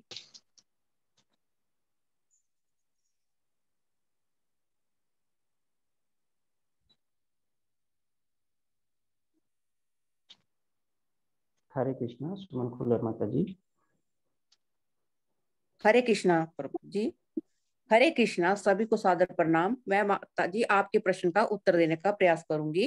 श्री कृष्ण कुरुक्षेत्र को रणभूमि में अर्जुन को गीता के निष्काम कर्म योग उपदेश दे रहे थे, जो विश्व रूप की सभी व्यक्तियां संपूर्ण ब्रह्मांड में फैली हुई थी। भगवान कृष्ण की कृपा से एक स्थान पर बैठे बैठे भी देख सकते थे। कुरुक्षेत्र के मैदान में जब श्री कृष्ण भगवान अपना विराट रूप प्रकट किया तो उस समय सभी योद्धाओं में अचेत अवस्था हो गई थी और अर्जुन पूरी तरह से कृष्ण की भक्ति में डूब गए और उनकी आंखों से आंसू निकल रहे थे। विराट रूप स्वरूप में समस्त ब्रह्मांड का सम्मोहित देखकर अर्जुन मोह से मुक्त हो गए। भगवान के विराट रूप से अंगूठे के बराबर छोटे से शरीर वाले देवता आग की लपटें छोड़ने लगते हैं। उनकी ललाट पर ब्रह्मा और वक्ष स्थल में रुद्र देव विद्यमान थे। समस्त लोक का पाल उनकी भुजाओं में स्थित थे। उनके मुख से इसे अग्नि की लपटें निकल रही थी और विश्व रूप में असंख्य मुख, असंख्य नेत्र, असंख्य ही उनके आश्चर्यमय दृश्य देखकर यह रूप अनेक देवी आभूषणों से अलंकृत था और उनके देवी हथियार उठाए हुए थे। दिव्य मलयाभरधरा दिव्य गत तदन्तु पालमम सर्वभूतमया देवम अंत विश्वभूता मूर्तम। भगवान की विराट स्वरूप को सिर्फ अर्जुन, भीष्म, द्रोणाचार्य, विदुर, संजय तथा तपस्या के धनी महर्षि ही देख सके। भगवान ने स्वयं ही अपने दिव्य स्वरूप देने के लिए दृष्टि प्रदान की थी ताकि वह दर्शन कर सके। कृष्ण सभी रूपों के स्तोत्र है। अर्जुन के माध्यम से बताया गया है कि हम बस जीवों को इस जगत में एक अस्थायी प्रकटीकरण है और काल रूप जो सब कुछ नष्ट कर देता है और यहाँ तक कि चतुर्भुज विश्व रूप सभी कृष्ण द्वारा दर्शाए गए। अतः कृष्ण इन सब रूपों के उद्गम स्तोत्र हैं। विष्णु के सैकड़ों तथा हजारों रूप हैं, लेकिन एक भगत के लिए द्विजभुज श्याम सुंदर को ही छोड़कर और सभी रूप जो है इतने महत्वपूर्ण नहीं है। सभी कुछ भगवान श्री कृष्ण है। अकेले श्री कृष्ण ही पुरुषोत्तम भगवान है और एकमात्र परमेश्वर है। हरे कृष्णा।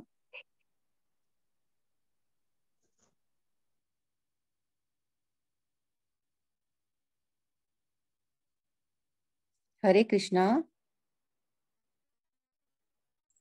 हरे कृष्ण संजय सेन प्रभु जी, आप म्यूट है। हरे कृष्णा।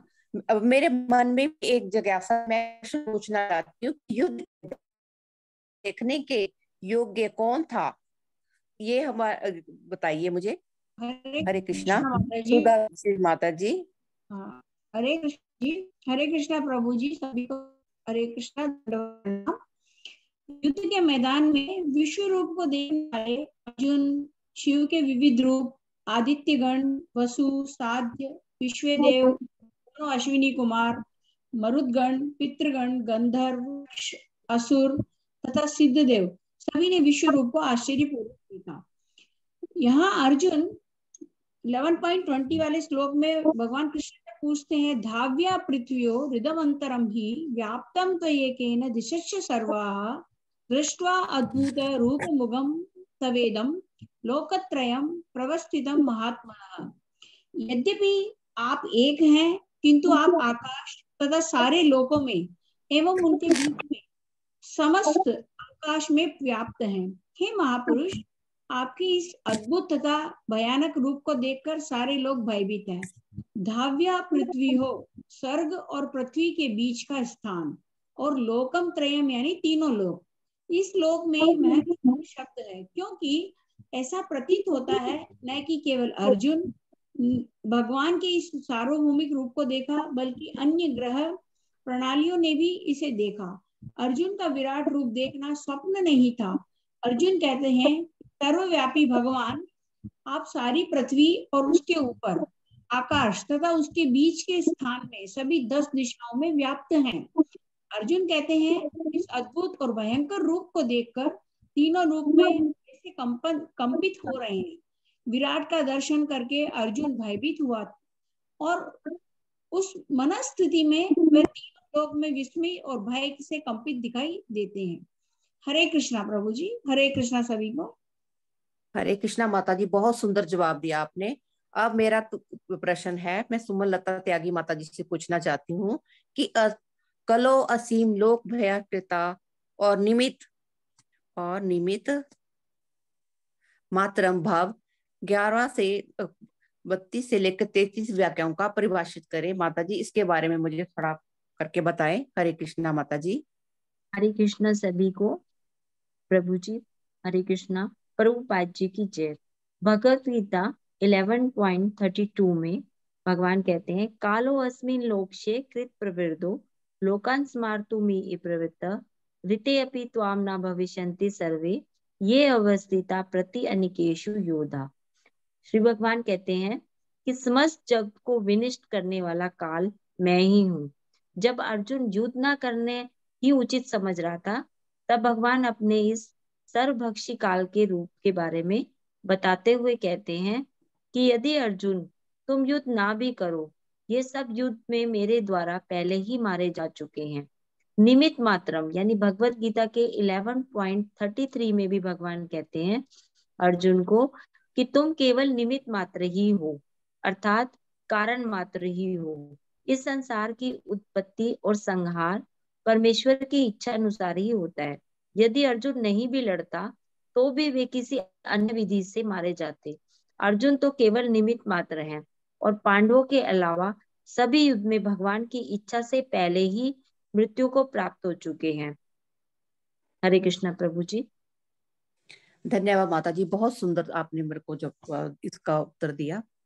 अब अगला प्रश्न मैं पूछती हूँ संजय मिश्रा प्रभु जी से कि अर्जुन कृष्ण को परदादा कहकर क्यों संबोधित करते हैं। हरे कृष्णा प्रभु जी। कृष्णा दंडवत प्रणाम प्रभु जी। हरे कृष्णा दंडवत प्रणाम सभी को।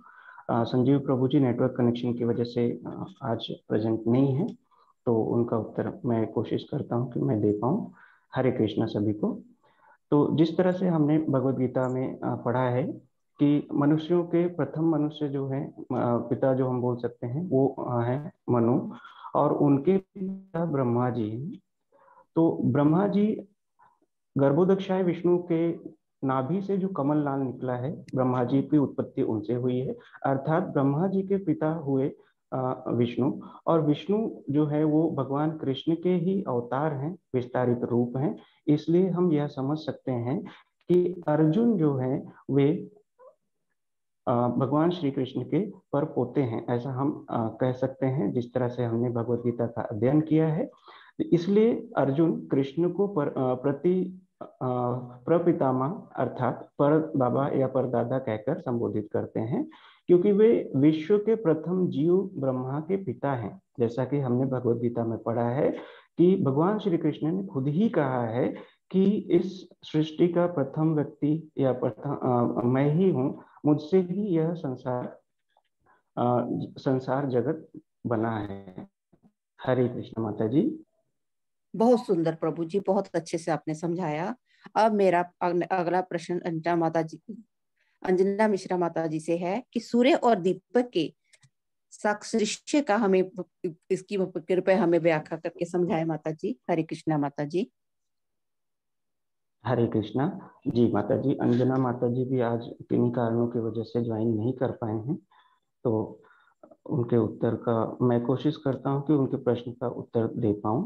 जैसा यहाँ पे बताया गया है कि प्रश्न जो है सूर्य और दीपक की सादृश्यता की व्याख्या कीजिए। तो यदि हम सूर्य और दीपक की सादृश्यता की व्याख्या को समझना चाहें तो हम इस तरह से समझ सकते हैं कि जैसा हमने देखा है, हमने पढ़ा है, हमने सुना है कि युद्ध भूमि में भगवान श्री कृष्ण ने अर्जुन को अपने सारे रूप दिखाए हैं। जैसा कि हम देख सकते हैं कि उनका शरीर भौतिक शरीर नहीं है। कृष्ण ने अर्जुन को अपना विराट रूप भी दिखाया, चतुर्भुज रूप भी दिखाया और श्याम सुंदर दो भुजाओं वाला रूप भी दिखाया। ठीक उसी तरह जब भगवान श्री कृष्ण माता देवकी के यहाँ जन्म लेने वाले थे, तब भी भगवान श्री कृष्ण ने अपना चतुर्भुज रूप वहां पे दिखाया था। तो यदि हम सूर्य और दीपक की सादृश्यता को समझना चाहें तो हम इस तरह से समझ सकते हैं कि जो शुद्ध भक्त होते हैं वो भगवान की गाथा शुद्ध तरीके से करते हैं, अर्थात परंपरागत करते हैं, और जो मूर्ख टीकाकार होते हैं वे भगवान का उपहास करते हैं। तो जिस तरह से हम यहाँ पे देख सकते हैं कि भगवत गीता के जो श्लोक हैं वो सूर्य की समान, और जो मूर्ख टीकाकार लोग हैं जो अपनी व्याख्याएं देते हैं वे दीपक की तरह हैं। तो हम इससे ये समझ सकते हैं कि सूर्य के प्रकाश से दीपक का जो प्रकाश है वो लुप्त हो जाता है। हरे कृष्ण माता जी। आशा है कि मैं आपके प्रश्न का उत्तर दे पाया हूँ। धन्यवाद प्रभु जी, बहुत सुंदर आपने मेरे प्रश्न का उत्तर दिया। अब मैं ज्योति मकर माता जी आपसे पूछना चाहती हूँ कि भगवत गीता के अध्याय 10 से 11 के बीच में संबंध की व्याख्या के बारे में थोड़ा सा मुझे समझाएं माता जी। हरे कृष्णा माता जी। हरे कृष्णा माता जी। हरे कृष्णा प्रभु जी। हरे कृष्णा सभी को दंडवत प्रणाम। भगवान के 6 ऐश्वर्य हैं, संपूर्ण ज्ञान, संपूर्ण धन, संपूर्ण बल, संपूर्ण त्याग, संपूर्ण सौंदर्य, संपूर्ण यश। भगवान सभी जीवों की सृष्टता है। भगवान सब कुछ जानते हैं और वो ही जानने योग्य हैं।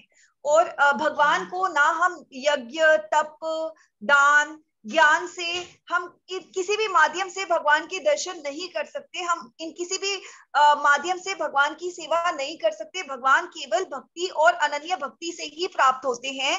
और भगवान को प्राप्त करने के, भगवान को देखने के लिए दिव्य चक्षु चाहिए। और संसार में जितने भी चर अचर जीव है, चर अचर जीव है, सभी के जनक भगवान हैं।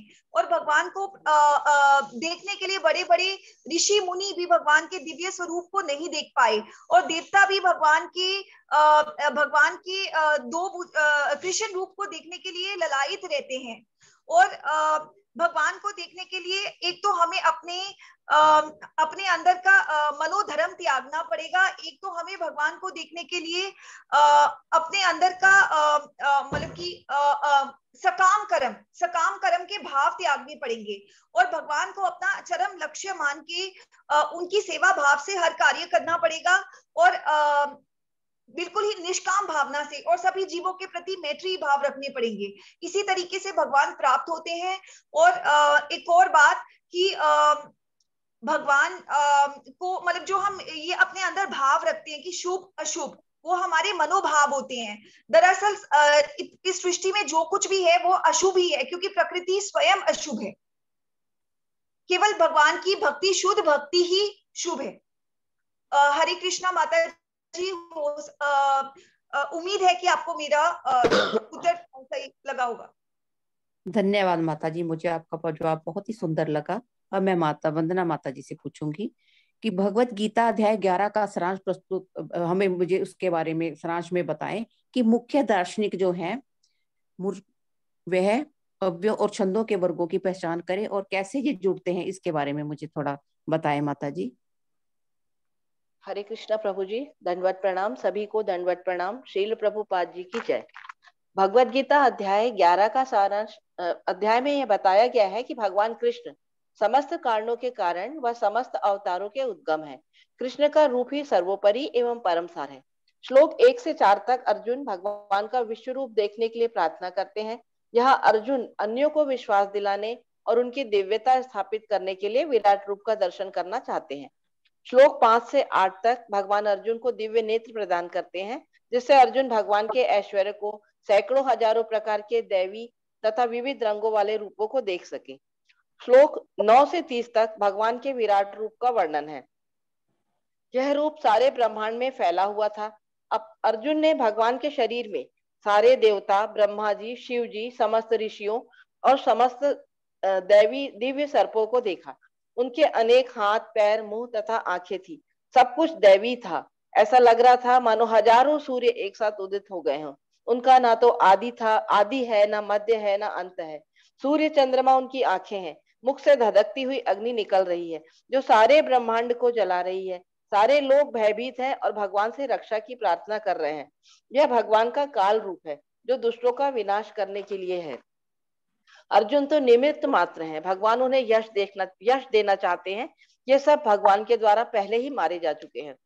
यह सब देखकर अर्जुन बार बार भगवान को नमस्कार किया, उनका गुणगान करते हुए उनसे अपने व्यवहार के लिए क्षमा याचना की जो उन्होंने भगवान को अपना सखा मानते हुए प्रेमवश या भूलवश की थी। अर्जुन भगवान से प्रार्थना करते हैं कि वह अपना मन भावन चतुर्भुज रूप दिखाएं। भगवान प्रसन्न होकर अर्जुन को अपना चतुर्भुज और फिर द्विभुज रूप दिखाया। दोनों ही रूप शाश्वत और दिव्य है। भगवान का दिव्य रूप ना तो वेदाध्ययन से, ना तप से, ना यज्ञ से और ना ही दान पुण्य से देखा जा सकता है। सिर्फ अनन्य भक्ति के द्वारा सकाम कर्मों से मुक्त होकर जो सभी जीवों के प्रति मैत्री भाव रखता है वह भगवान को प्राप्त करता है।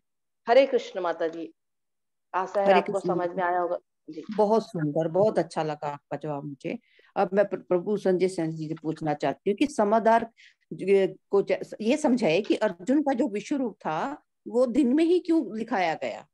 हरे कृष्णा प्रभु जी। हरे कृष्ण माता जी, जैसा मेरा प्रश्न है कि ये समझाइए कि अर्जुन को विश्व रूप क्यों दिखाया गया। तो इसके लिए हम भगवद गीता के 11वें अध्याय की 3रे और 8वें श्लोक के माध्यम से उनके तात्पर्य से इसका उत्तर लेने की कोशिश करेंगे। तो भगवद गीता के 11वें अध्याय के 3रे श्लोक के अनुसार यदि हम उसको देखते हैं तो हमने पढ़ा है कि अर्जुन पूरी तरह से भगवान श्री कृष्ण के जो उन्होंने अपने ऐश्वर्य भगवान श्री कृष्ण ने बताया, भक्ति के मार्ग बताए, उन्हीं उसमें से पूरी तरह से संतुष्ट थे।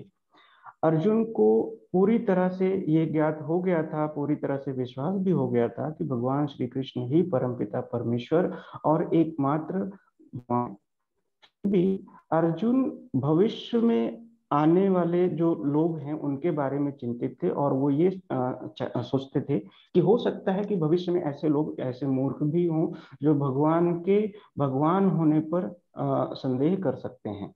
इसलिए अर्जुन ये चाहते थे कि भगवान उनके लिए नहीं, अर्जुन के लिए नहीं, अपितु संसार में भविष्य में जो मूर्ख प्राणी हो सकते हैं, जो मूर्ख हैं, उनको दिखाने के लिए कि भगवान ही परमपिता परमेश्वर और एकमात्र भगवान है। उनके लिए अर्जुन ने भगवान से कहा कि भगवान उन्हें अपना विराट रूप दिखाएं। यदि हम 8वें श्लोक के माध्यम से समझना चाहें तो कहते हैं कि भगवान के दिव्य दर्शन को करने के लिए एक भी व्यक्ति को या किसी भी शुद्ध भक्त को दिव्य चक्षु की आवश्यकता होती है। जैसा कि अभी हमने चर्चा में इसके पहले भी बात किया था कि भगवान के दिव्य स्वरूप को यदि कोई भक्त देखना चाहता है तो उसके लिए दिव्य चक्षु की आवश्यकता होती है, जिसके लिए भगवान श्री कृष्ण ने स्वयं ही अर्जुन को कहा, मेरा विराट रूप देखना चाहते हो तो मैं तुम्हें दिव्य दृष्टि प्रदान करता हूँ। तो इस तरह हम समझ सकते हैं कि भगवान विश्व रूप को देखिए, भगवान ने अर्जुन को दृष्टि प्रदान, अर्जुन भगवान के विराट स्वरूप को देख सके, उनका दर्शन कर पाया। कृष्णा माता जी। हरे कृष्णा प्रभु जी, दंडवत प्रणाम। श्री कृष्ण चैतन्य प्रभु नित्यानंद, श्री अद्वैत गदाधर श्रीवासादि गौर भक्त वृंद, हरे कृष्णा कृष्ण कृष्ण हरे हरे, हरे राम राम राम हरे हरे, हरे कृष्ण कृष्ण कृष्ण हरे हरे, राम राम हरे कृष्णा हरे हरे, हरे राम राम हरे हरे। सभी को दंडवत प्रणाम।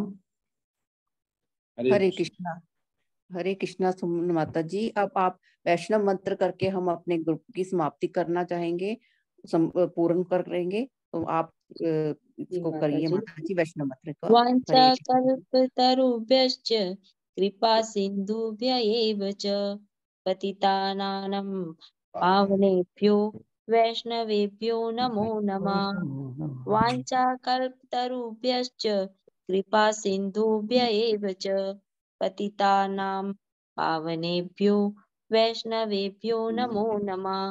वैष्णवेभ्यो नमो नमः। वैष्णवेभ्यो नमो नमः।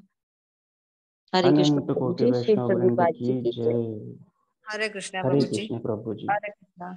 हरे कृष्णा प्रभु। बहुत सुंदर प्रेजेंटेशन और बहुत ही शब्दों में, अपने शब्दों में गीता का प्रचार प्रसार करने लायक, जैसे बोलते हैं ना प्रभुपाद, और जो गुरु शिष्य परंपरा में जैसे सीखते हैं, प्रचार प्रसार करते हैं, वैसे ही बिल्कुल जो क्वेश्चन थे उसका बिल्कुल सटीक आंसर, और यही एक्सपेक्टेशन भी होती है कि आंसर आया उसमें और हम बोल रहे हैं बिल्कुल फ्लॉलेस बोल रहे हैं, मतलब हमें बिल्कुल ऐसा बोल रहे हैं जो लग रहा है कि हमने पढ़ा हुआ है और वो किसी को कन्विंसिंग वाला है, मतलब अच्छा लगता है। तो बड़ा सूदिंग वाला था, मतलब जिसमें कहते हैं ना कि आनंद आता है, तो आनंद आने वाला था। पूर्ण रूप से जो क्वेश्चन था उसका आंसर दिया गया, और जो क्वेश्चन आंसर पूछने का तरीका है वो भी एक यूनिक है। उससे भी जो बोलते हैं ना अट्रैक्शन, हमें भक्ति योग में बोलते हैं ना कृष्ण भावना भावित होने के लिए कुछ ना कुछ होना चाहिए।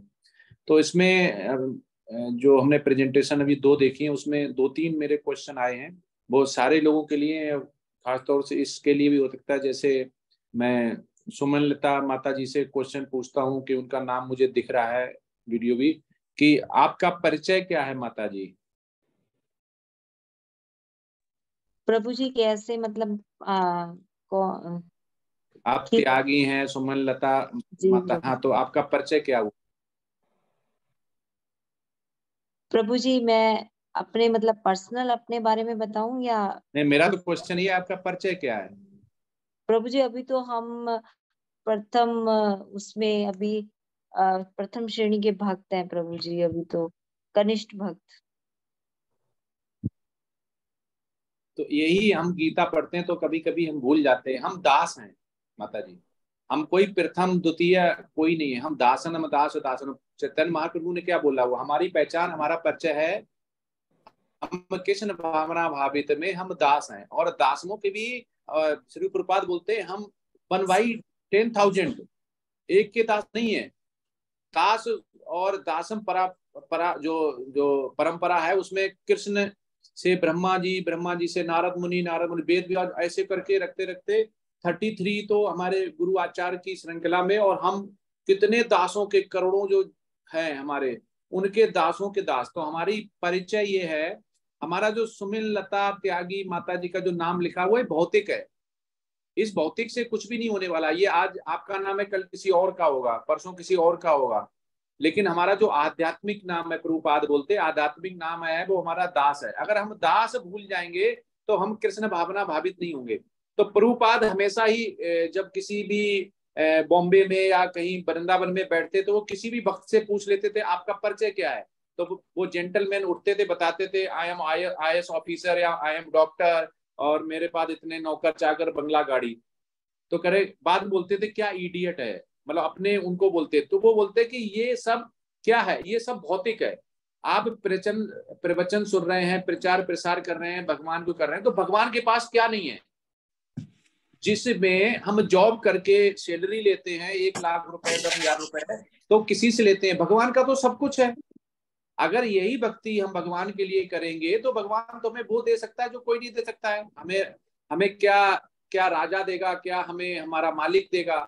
लेकिन जो सबसे बड़ा परम भोक्ता है, जो सबसे बड़ा मालिक है, सब कुछ उसी का है। तो हम जब किसी मालिक के सामने हाथ फैलाते हैं और वो हमें उसके बदले में रुपया देता है, तो हम संतुष्ट हो जाते हैं। मेरी अच्छी जॉब है, मेरा बेटा अच्छा कमाता है, मेरी बहू भी टीचर है, मेरा बेटा भी टीचर है, दोनों मिला के 2 लाख रुपए लाते हैं, हम इतने खुश होते हैं, आस पड़ोस में सबको बता देते हैं।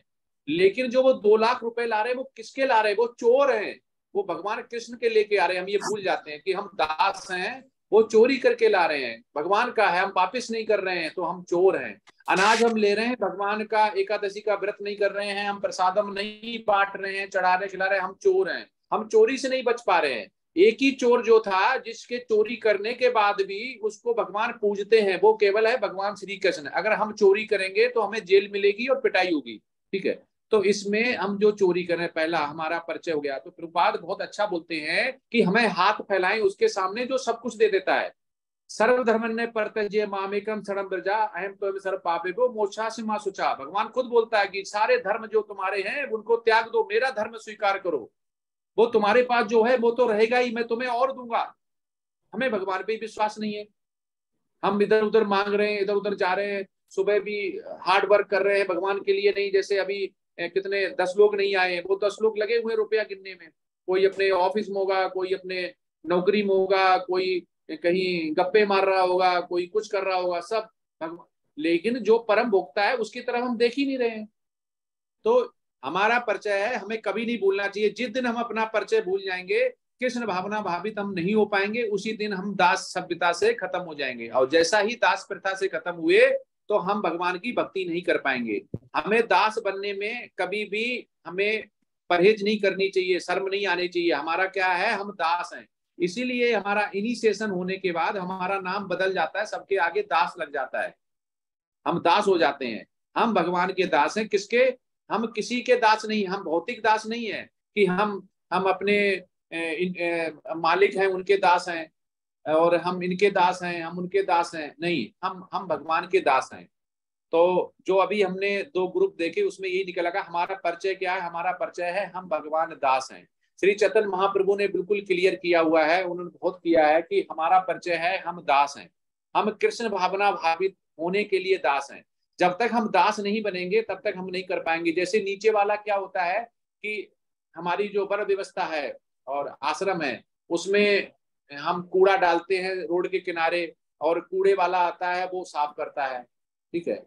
तो क्या हुआ, वो दास प्रथा में भौतिक दास हो गया, ठीक है? लेकिन वही कूड़ा वाला अगर भगवान की भक्ति करता है और माला जप करता है, पूर्व प्रिंसिपल रेगुलेशंस मानता है और हमारी गीता का प्रचार प्रसार करता है, तो हमसे ज्यादा शुद्ध भक्त है वो दास नहीं है, वो भगवान का दास है, वो हमसे आगे है। हम भौतिक चीजें मान के अपने आप को सोचते हम बहुत बड़े अमीर हो गए, नहीं, हमें भगवान के सामने दास बनना है। वो सब कुछ दे सकता है, उसके पास सब कुछ है, हम उससे कभी मांगते ही नहीं है। जिसका सब कुछ है उससे नहीं मांगते, जिसके पास केवल रुपया है, वो भी रुपया पूर्ण नहीं है। क्योंकि अमीर के अंबानी अमीर है, अंबानी से ऊपर एलन मस्क उससे अमीर है, उससे ऊपर बफेट अमीर है, तो ये अमीर और गरीब चलता रहता है। लेकिन जो सबसे अमीर है वो हम भूल जाते हैं। तो ये हमें ये समझना चाहिए। अब आता है दूसरा क्वेश्चन जो इस दोनों प्रेजेंटेशन से निकलता है। पहले जो अभी प्रेजेंटेशन दी है उस ग्रुप से है, संजय सेन प्रभु और टीम से। आध्यात्म की कितनी श्रेणियां हैं जो हमने भी दोनों ग्रुप की, तो एक में एक आध्यात्म में आया श्रेणी, एक में दूसरा आध्यात्म की श्रेणी आई। तो आध्यात्म की कितनी श्रेणियां होती हैं, क्या अभी और आगे आएंगी? अगर होती हैं तो वो कौन कौन सी हैं? हरे कृष्णा।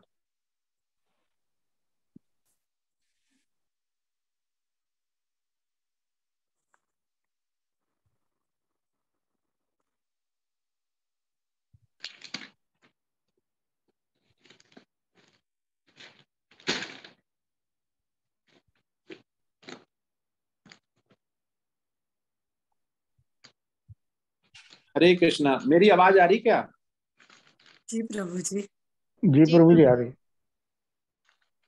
आध्यात्म की कितनी श्रेणियां? पहली प्रेजेंटेशन में एक आध्यात्मवाद का आया था, दूसरे में दूसरा आध्यात्मवाद का आया, तो कितनी श्रेणियां होती हैं? और अभी आगे भी आएंगी, तात्पर्य आगे भी चलेगा। तो एक तो हमने गीता का लेवल 1 किया, लेवल 2 किया, लेवल 3 किया, अभी तक आए हैं। तो ये अभी दोनों प्रेजेंटेशन थे, दोनों में नाम भी आए थे। तो कितनी आध्यात्मवादी की कितनी श्रेणियां होती हैं?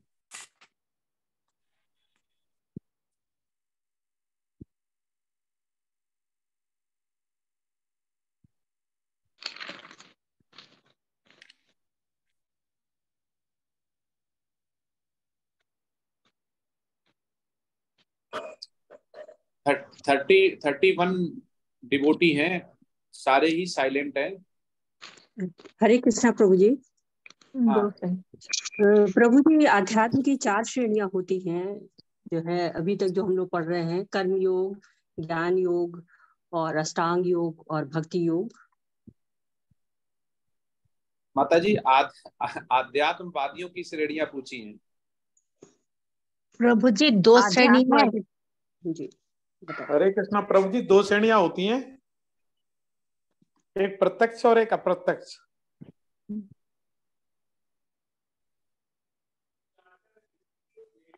हरे कृष्णा प्रभु जी, मेरी आवाज आ रही है? हाँ आ रही है, और खुल के बताएं। प्रत्यक्ष अप्रत्यक्ष तो समझ में ही नहीं आ रहा है। प्रभु जी शगुनवादी और निर्विशेषवादी। हाँ बिल्कुल सही माता जी ने बोला है। प्रभु जी ने भी सही बोला था, लेकिन उसे समझना मुश्किल हो जाता है। तो एक होती है आध्यात्मवादी की 2 श्रेणियां होती है, जो अभी पहली वाली प्रेजेंटेशन में हमारा हो रहा था ना, कि विश्व रूप इसलिए दिखाया कि वो निराकार ना हो, तो वो निर्विशेषवादी के लिए भगवान ने दिखाया। तो पहला होता है आध्यात्मवादी की श्रेणी, जिसे बोलते हैं निर्विशेषवादी या ज्ञान योगी। जब ज्ञान हो जाता तो वो क्या बोलते हैं, प्रभुपाद बोलते हैं ज्ञान हो जाता है तो BG 12.5 में शायद आता है ये, कि प्रभुपाद अपने तात्पर्य में लिखते हैं कि जब हमें ज्ञान हो जाता है, तो ज्ञान जब हो जाता है तो भक्ति से दूर हो जाते हैं। हमें ज्यादा हो जाता है भक्ति से दूर, हमें ज्ञान को प्रचार प्रसार में लेना चाहिए। अव्यक्ता ही गतिर दुखम देहे बद्र रा बाप्यते। तो ये भगवान श्री प्रभुपाद बोलते हैं, कृष्ण बोलते हैं, और श्री प्रभुपाद उसका तात्पर्य लिखते हैं, कृष्ण की सेवा जो करता है लेकिन डायरेक्ट नहीं करता है, प्रत्यक्ष रूप में नहीं करता है, वो अप्रत्यक्ष रूप में करता है, वो ब्रह्म का ध्यान करता है, वो निर्विशेषवादी ज्ञान। उसे ज्ञान तो बहुत है, इतना ज्ञान हो गया, उसे पूछोगे सबका जवाब दे देगा, लेकिन अंत में बोलेगा कि भगवान तो ब्रह्म के रूप में ध्यान करने से मिलते हैं, उनका कोई रूप नहीं है। वो निर्विशेषवादी ऐसा बोलता है, प्रत्यक्ष रूप से उनकी सेवा नहीं करता है, अप्रत्यक्ष रूप से सेवा करता है, भगवान का ध्यान करता है। दूसरा होता है प्रभुपाद बोलते हैं सगुणवादी, जिसे बोलते हैं भक्ति योगी। भक्ति योगी क्या है? जो कृष्ण भावना भावित है, जो जोड़ता है। यहाँ पे योगी का मतलब है योग करना, जोड़ना, भगवान से जुड़ना। कैसे जुड़ेगा? भगवान की भक्ति करके, जिसमें कि चैंटिंग आती है, चैतन्य बोलते हैं, संकीर्तन आता है, जब भी मौका मिले कीर्तन कर लिया। प्रभुपाद बोलते हैं कृष्ण भावना भावित का मतलब है कि आप चाहे अमीर हैं, चाहे गरीब हैं, चाहे कुछ भी हैं, जब भी मौका मिला आपने चैंटिंग कर ली, भगवान का नाम ले लिया, कृष्ण भावना भावित हो गए, और आप दास प्रथा में दास मान लिया अपने आप को, तो आप भक्ति योगी हो गए। तो भक्ति के द्वारा परमेश्वर की प्रत्यक्ष रूप से सेवा करता है, उसे बोलते हैं सगुणवादी भक्ति योगी। ये 2 आध्यात्मवाद की 2 श्रेणियां। तो पहले प्रेजेंटेशन में जो आया था विश्व रूप दिखाया, तो वो उनके लिए था जो निर्विशेषवादी है। दूसरे में जो द्विरूप और 4 भुजाधारी जो आते हैं, वो होते हैं उसके लिए जो प्रत्यक्ष रूप से करते हैं। और जो शुद्ध भक्त होता है, भक्ति योगी होता है, प्रभुपाद बोलते हैं उसे किसी की लालसा नहीं होती है। उसे होता है कि भगवान के जो अर्च विग्रह हैं, जिसमें भगवान की प्राण प्रतिष्ठा है, उसी को कर लें। तो ये भगवान अर्च विग्रह जो हमारे घर पे होते हैं, उसमें क्या होता है? परमेश्वर का अवतार होता है। उन्हें हम मूर्ति नहीं बोल सकते हैं, मूर्ति पूजा नहीं, हम अर्च विग्रह बोलना चाहिए। क्योंकि चाहे वो पेंटिंग हो, चाहे वो लकड़ी के हो, चाहे वो पत्थर के हो, किसी के भी चीज के हो, अगर अर्च विग्रह हैं तो उसमें परमेश्वर का अवतार होता है, ऐसा प्रभुपाद बोलते हैं। तो इसमें जो सगुणवादी होता है और भक्ति योगी होता है, वो वैसे ही भगवान के कानों तक, भगवान के उस सनातन धाम तक आवाज पहुंचाता है कि जैसे डाकघर स्वीकृत जो होता है, तात्पर्य में आप पढ़ेंगे कि उसमें अगर कोई हमने चिट्ठी डाली तो वो बिल्कुल उसी जगह पहुंचती है, प्रमाणित है जिस जगह उसको जाना होता है। तो हम ये ना समझे कि भगवान की हम अर्च विग्रह से परमेश्वर का पूजा कर रहे तो कहीं सुन रहा होगा, नहीं सुन रहा होगा, पता नहीं, आवाज जाएगी नहीं जाएगी, ये हम मंदिर चले जाएं या नहीं। प्रभुपाद कहते नहीं, मंदिर जाने की जरूरत नहीं, मंदिर वहीं पे है जहाँ पे शुद्ध भक्त है, जहाँ पे वैष्णव है वहीं पे धाम है। तो हमें ऐसा नहीं कि हम मंदिर की दर ठोकरें खाएं और भीड़ में जाके हम दब जाएं और उस समय हमारा भाव कुछ हो और हम जाएं तो सनातन धाम भी नहीं पहुंच पाए। नहीं, प्रभुपाद कहते हैं कि हमें ऐसा पथ लेना है, हमें ऐसा रास्ता चुनना है जो कि भगवत धाम जाता है। तो हमें अर्च विग्रह की पूजा जैसे बोला गया प्रोसेस वैसे हमें करनी चाहिए। अब एक डाकघर जो है जो स्वीकृत नहीं है, उसमें अगर पोस्ट बॉक्स डाल लेंगे, लाल लाल बॉक्स देखा डाल दिया, वो कहीं नहीं पहुंचेगा, वहीं पड़ा रहेगा। तो ऐसा निर्विशेषवादी करते हैं। तो हमने पहले भी डिस्कस किया है कि बिल्ली का बच्चा आपने देखा होगा, शेर का बच्चा, वो बच्चे को खुद उठा के लेके जाता एक जगह से दूसरे जगह। तो क्या एग्जाम्पल हुआ कि इसमें जिम्मेदारी किसकी होती है? बिल्ली के बच्चे की, माँ की, शेरनी की, मतलब शेर के बच्चे को। तो यहाँ पे सगुणवादी क्या हुआ? भगवान की जिम्मेदारी है उसको भगवत धाम ले जाने की, आपको चिंता नहीं करनी है, आप केवल बच्चा बन जाइए बिल्ली का, आप बच्चा बन जाइए शेर का। शेर और शेरनी और बिल्ली अपने आप आपको उस स्थान तक लेके जाएगी जहां तक आपको जाना है, ऐसा प्रभुपाद बोलते हैं। दूसरा होता है निर्विशेषवादी, जिसको बोलते हैं जो कि ज्ञान योगी होता है, उसको शिशु, जो बंदर का शिशु होता है उससे किया जाता है। बंदर के शिशु को आपने देखा होगा, वो बंदर के पीठ पे बैठ जाता है, फिर बंदर की माँ जो है वो छलांगे मारती है। उसमें डर क्या है? बच्चा गिर सकता है, उसमें बाकी जिम्मेदारी नहीं है, बच्चे को पकड़ के रखने की जिम्मेदारी है। तो इसमें निर्विशेषवादी की जिम्मेदारी होती है पकड़ के रखने की, मतलब वो गिर सकता है, वो गिरता भी है, वो भगवान के धाम नहीं जा पाता है, वो ब्रह्म ज्योति तक जा पाता है, जहाँ पे चारों तरफ से तार त्रिशूल होते हैं, चारों एंट्री में, नॉर्थ, साउथ और ईस्ट और वेस्ट। वो किसी भी द्वार से भगवान के धाम में नहीं घुस पाता है, क्योंकि वहां परिचय पूछा जाता है तो वो कहता है कि मुझे ज्ञान आता है। तो वो कहता है कि आप ज्ञान आता है भगवान के सगुण रूपी का क्या पहचान है? तो वो पहचान नहीं जानता है। वो कहता है वो तो एक ज्ञान है, हमें इतना है कि भगवान का ब्रह्म ज्योति होती है, भगवान एक शक्ति है, भगवान का कोई निराकार रूप है ये। तो वो नहीं, वो गिर जाता है। तो ये हमें समझना पड़ेगा कि भगवान की हम भक्ति करते हैं तो हमें कैसे करनी है, और भगवान की भक्ति में हमें नहीं भूलना चाहिए हम भगवान के दास हैं। जब तक हम ये याद नहीं रखेंगे हम सुबह शाम भगवान के दास हैं, तो प्रभुपाद कहते हैं तो हमारा जीवन व्यर्थ है अगर हम भगवान के दास नहीं समझते हैं। हमें अपने आप को भगवान का दास समझना चाहिए।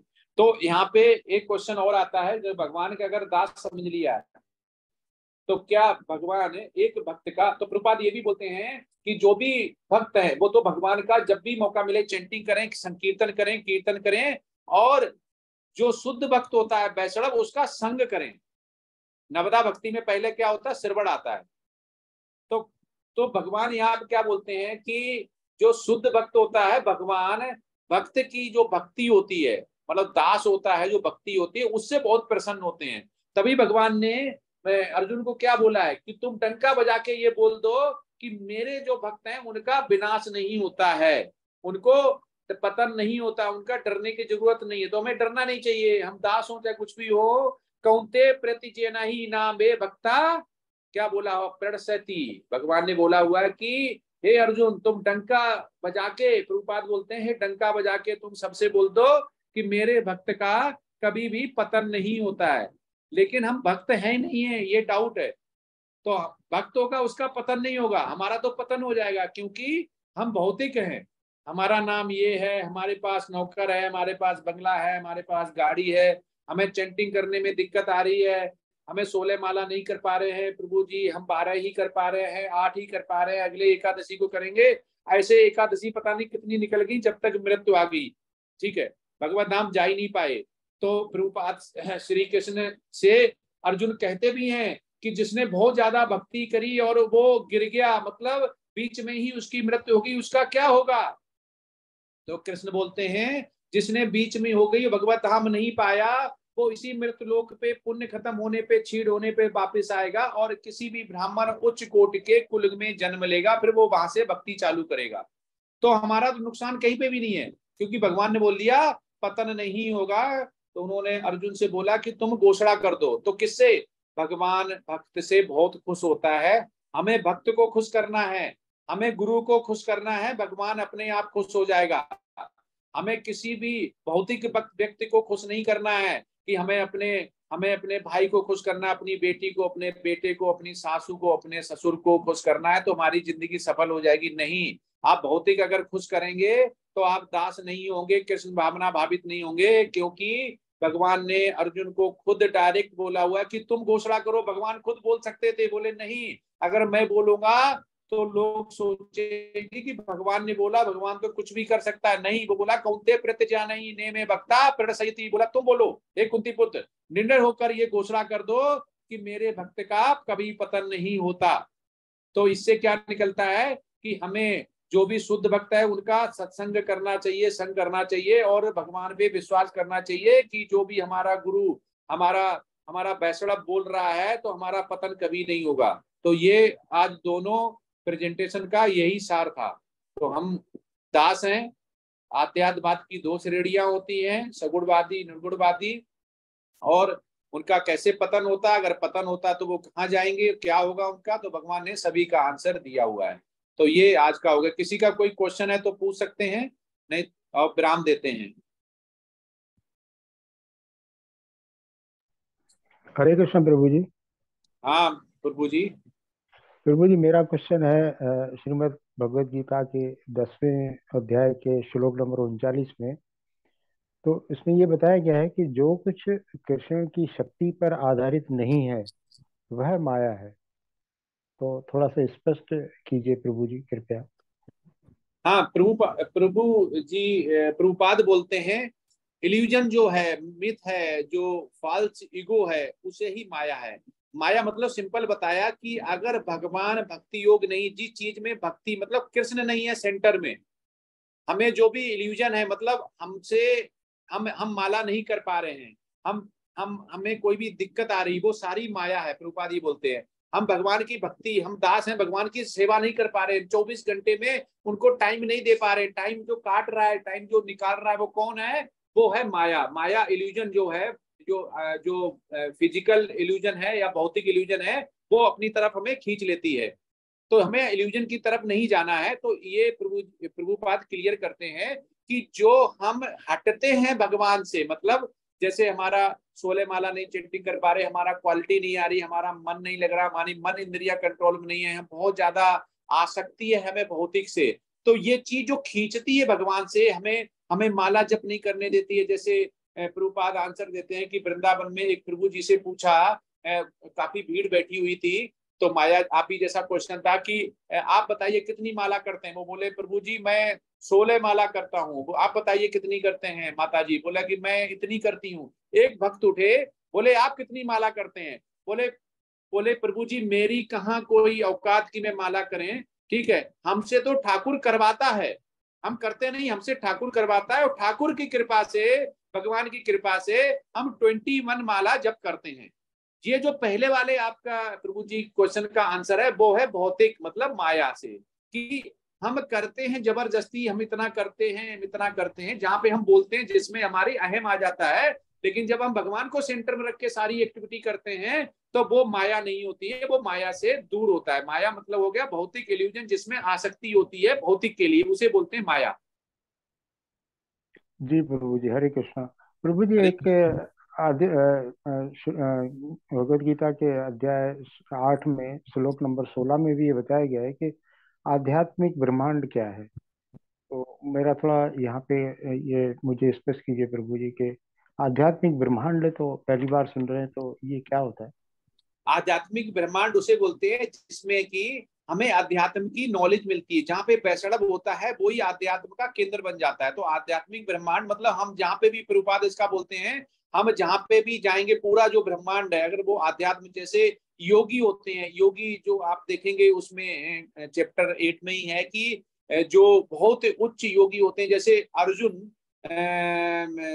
दिव्यास्त्र लेने इंद्र के स्वर्गलोक डायरेक्ट चले गए थे। ठीक है, तो ऐसे ही अध्यात्म की जो ब्रह्मांड बोलते हैं, जहाँ पे अध्यात्म की नॉलेज मिलती है, वो ही ब्रह्मांड अध्यात्म होता है। जैसे हम यहाँ बैठे बैठे बहुत से योगी होते हैं ना, जो अपने शक्तियों से बहुत दूर का बता देते, या स्वर्ग में क्या चल रहा है, नरक में क्या चल रहा है, या उस देश विदेश में क्या चल रहा है, आपका कैसा है, क्या है। तो इसको प्रभुपाद ने बड़ा सरल भाषा में बोला, आध्यात्मिक ब्रह्मांड, जहाँ पे ही हम वेद शास्त्रों की नॉलेज लेते हैं और भगवान की भक्ति करते हैं और पूर्ण रूप से समर्पित होके भगवान को अर्पित हो जाते हैं, भगवान की भक्ति योगी में भगवान की भक्ति करते हैं, वो ही आध्यात्म का ब्रह्मांड बनता है, जिसमें 1% भी हो सकता है, 1 से ज्यादा। जैसे अभी बात करें तो अभी हम आध्यात्म ब्रह्मांड में ही बैठे हुए हैं, इसको बोलते हैं। लेकिन जैसे ही हम क्लास छोड़ देंगे, आप खाना बनाएंगे, रुपया गिनेंगे, कल की तनख्वाह की सोचेंगे, ड्यूटी की सोचेंगे, तो वो हो गया भौतिक ब्रह्मांड। तो भौतिक ब्रह्मांड में आध्यात्म हम करते हैं तो उसको बोलते हैं आध्यात्मिक ब्रह्मांड। ये 2 परिभाषाएं बताई हुई हैं। जी प्रभु जी। प्रभु जी, एक छोटा सा और प्रश्न था मेरा कि सब जगह यज्ञ शब्द का उपयोग होता है, प्रयोग होता है, तो प्रभु जी यज्ञ माने हम लोग जो बद्धजीव है यही समझते हैं कि जो घरों में हम कर्म कांड करते हैं और उस समय जो यज्ञ करते हैं, तो प्रभु जी थोड़ा सा ये कंफ्यूजन दूर करेंगे कि वास्तविकता में जो गीता का सार्थक अर्थ है यज्ञ के स्वरूप में, वो थोड़ा सा बताइए कृपया। हाँ, यस प्रभु जी।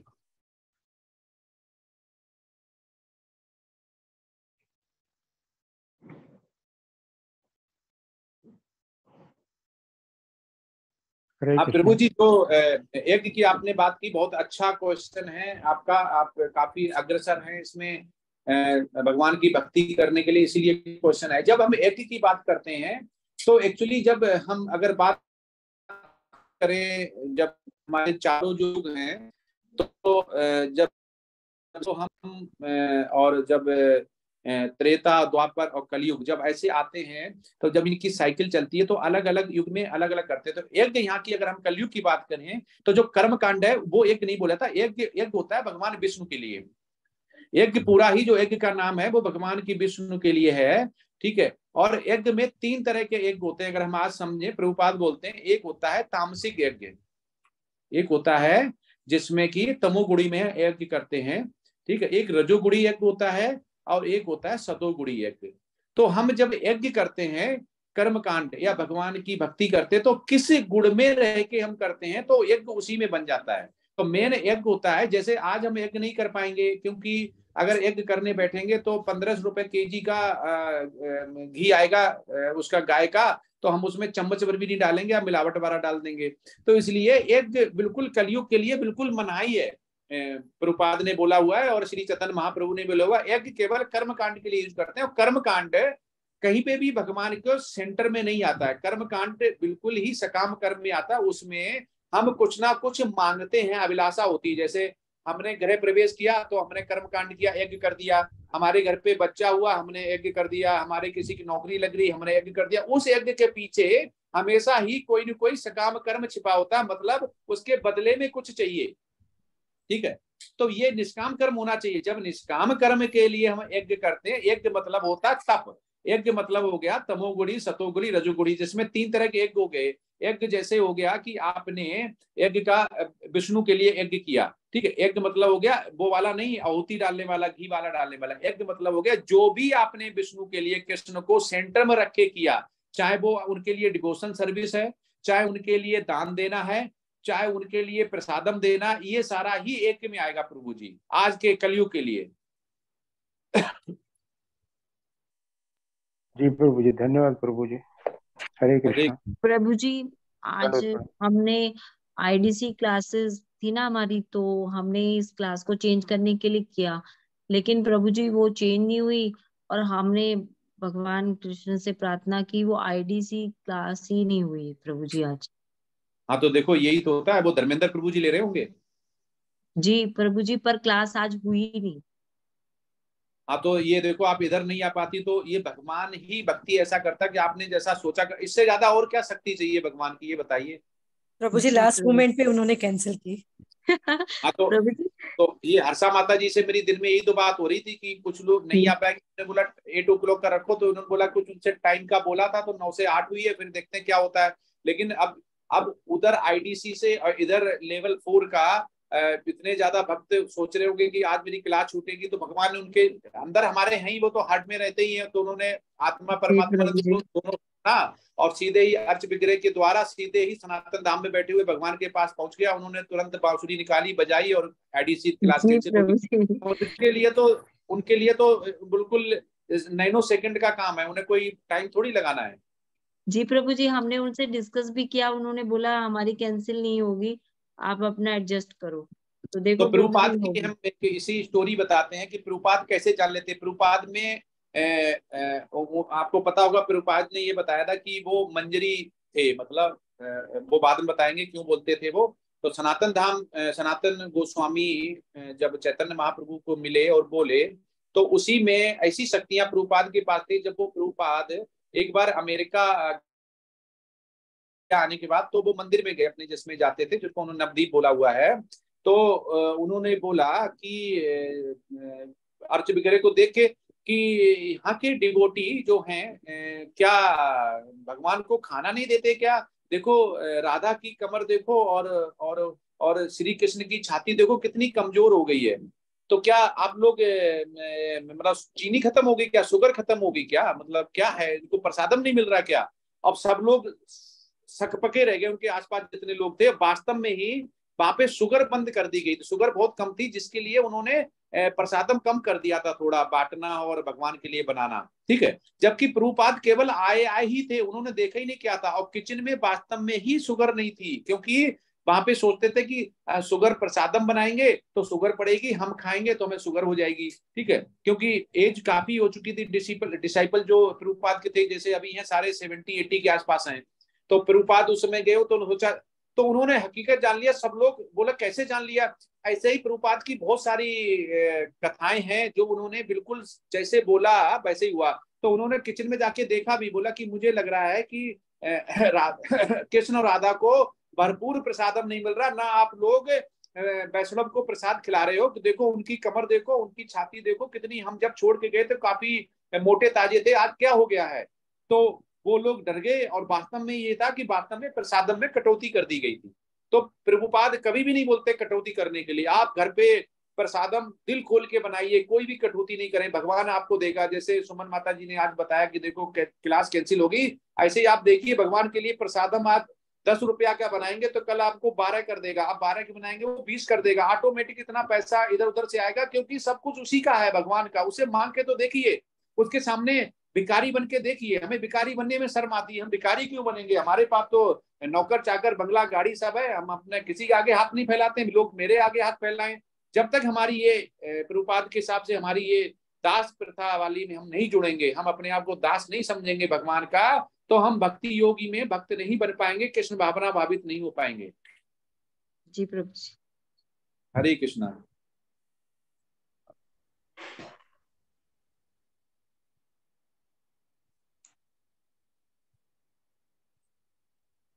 मेरा कैमरा बंद बता रहे, मेरा कैमरा तो चालू है। नहीं प्रभु जी, आपका तो दिख रहा है। प्रभु जी आपका बेटी का दिख रहे होंगे। आपकी शक्ल नहीं दिख रही प्रभु जी। और किसी का कोई क्वेश्चन हो आप पूछ सकते हैं, जितना मुझ में सक्षम होगा, जितनी भी आता होगा उतना हम दे पाएंगे। नहीं होगा तो नमा निष्ठादास प्रभु जी से पूछ के बताएंगे, लेकिन बताएंगे जरूर। आप ही बता देते हैं प्रभु जी सभी।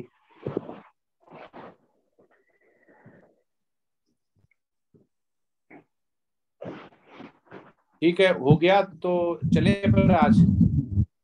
जी प्रभु जी। यस, आज स्टार्ट भी किया था क्लास पहले, तो आज चलते हैं। सब लोग आज्ञा दें, कुछ त्रुटि हुई तो हमें माफ करें। हमारा कोई भी इसमें पर्सनल इंटेंशन नहीं है। हम दास हैं, और हम कृष्ण के दास लिखते भी हैं। अभी इनिशिएशन दीक्षा भी हो जाएगी प्रभु की कृपा से। 12 लोग हैं, उसमें मेरा भी नाम है, और नमस्कार प्रभु जी ने फॉर्म में मायापुर ऑफिस में भेज दिए हैं, और और जय पताका स्वामी महाराज अमेरिका से आने के बाद जुलाई में या अप्रैल के उसमें ऑनलाइन या जुलाई में ऑफलाइन देंगे। तो हम कृष्ण की सेवा के लिए, दास बनने के लिए बहुत ही ज्यादा आतुर हैं कि कब हम उनके दास बन पाए और दास से जुड़ पाए। तो हमें दास बनने में बहुत ही असीम कृपा होगी, भगवान मुझे अपने चरणों भक्ति का मौका दे। तो इसी के साथ हम आज समाप्त करते हैं और सभी वैष्णव लोगों से, आप शुद्ध वैष्णव हैं और हमें भी थोड़े भगवान से हमारे लिए भी प्रार्थना कीजिए कि हमें भी शुद्ध वैष्णव की संगत में डाले और ज्ञान अर्जित करे, ऐसा ज्ञान जो कि प्रचार प्रसार करने में और हम लोगों को जोड़ पाएं और भगवान की भक्ति को और आगे बढ़ा पाएं, जो कि श्री चैतन्य महाप्रभु का मूड एंड मिशन था, जो श्री कृष्ण का महा मूड एंड मिशन है और जो हमारे नमानिष्ठा दास प्रभु जी जय पताका स्वामी महाराज का हमारा मूड एंड मिशन है।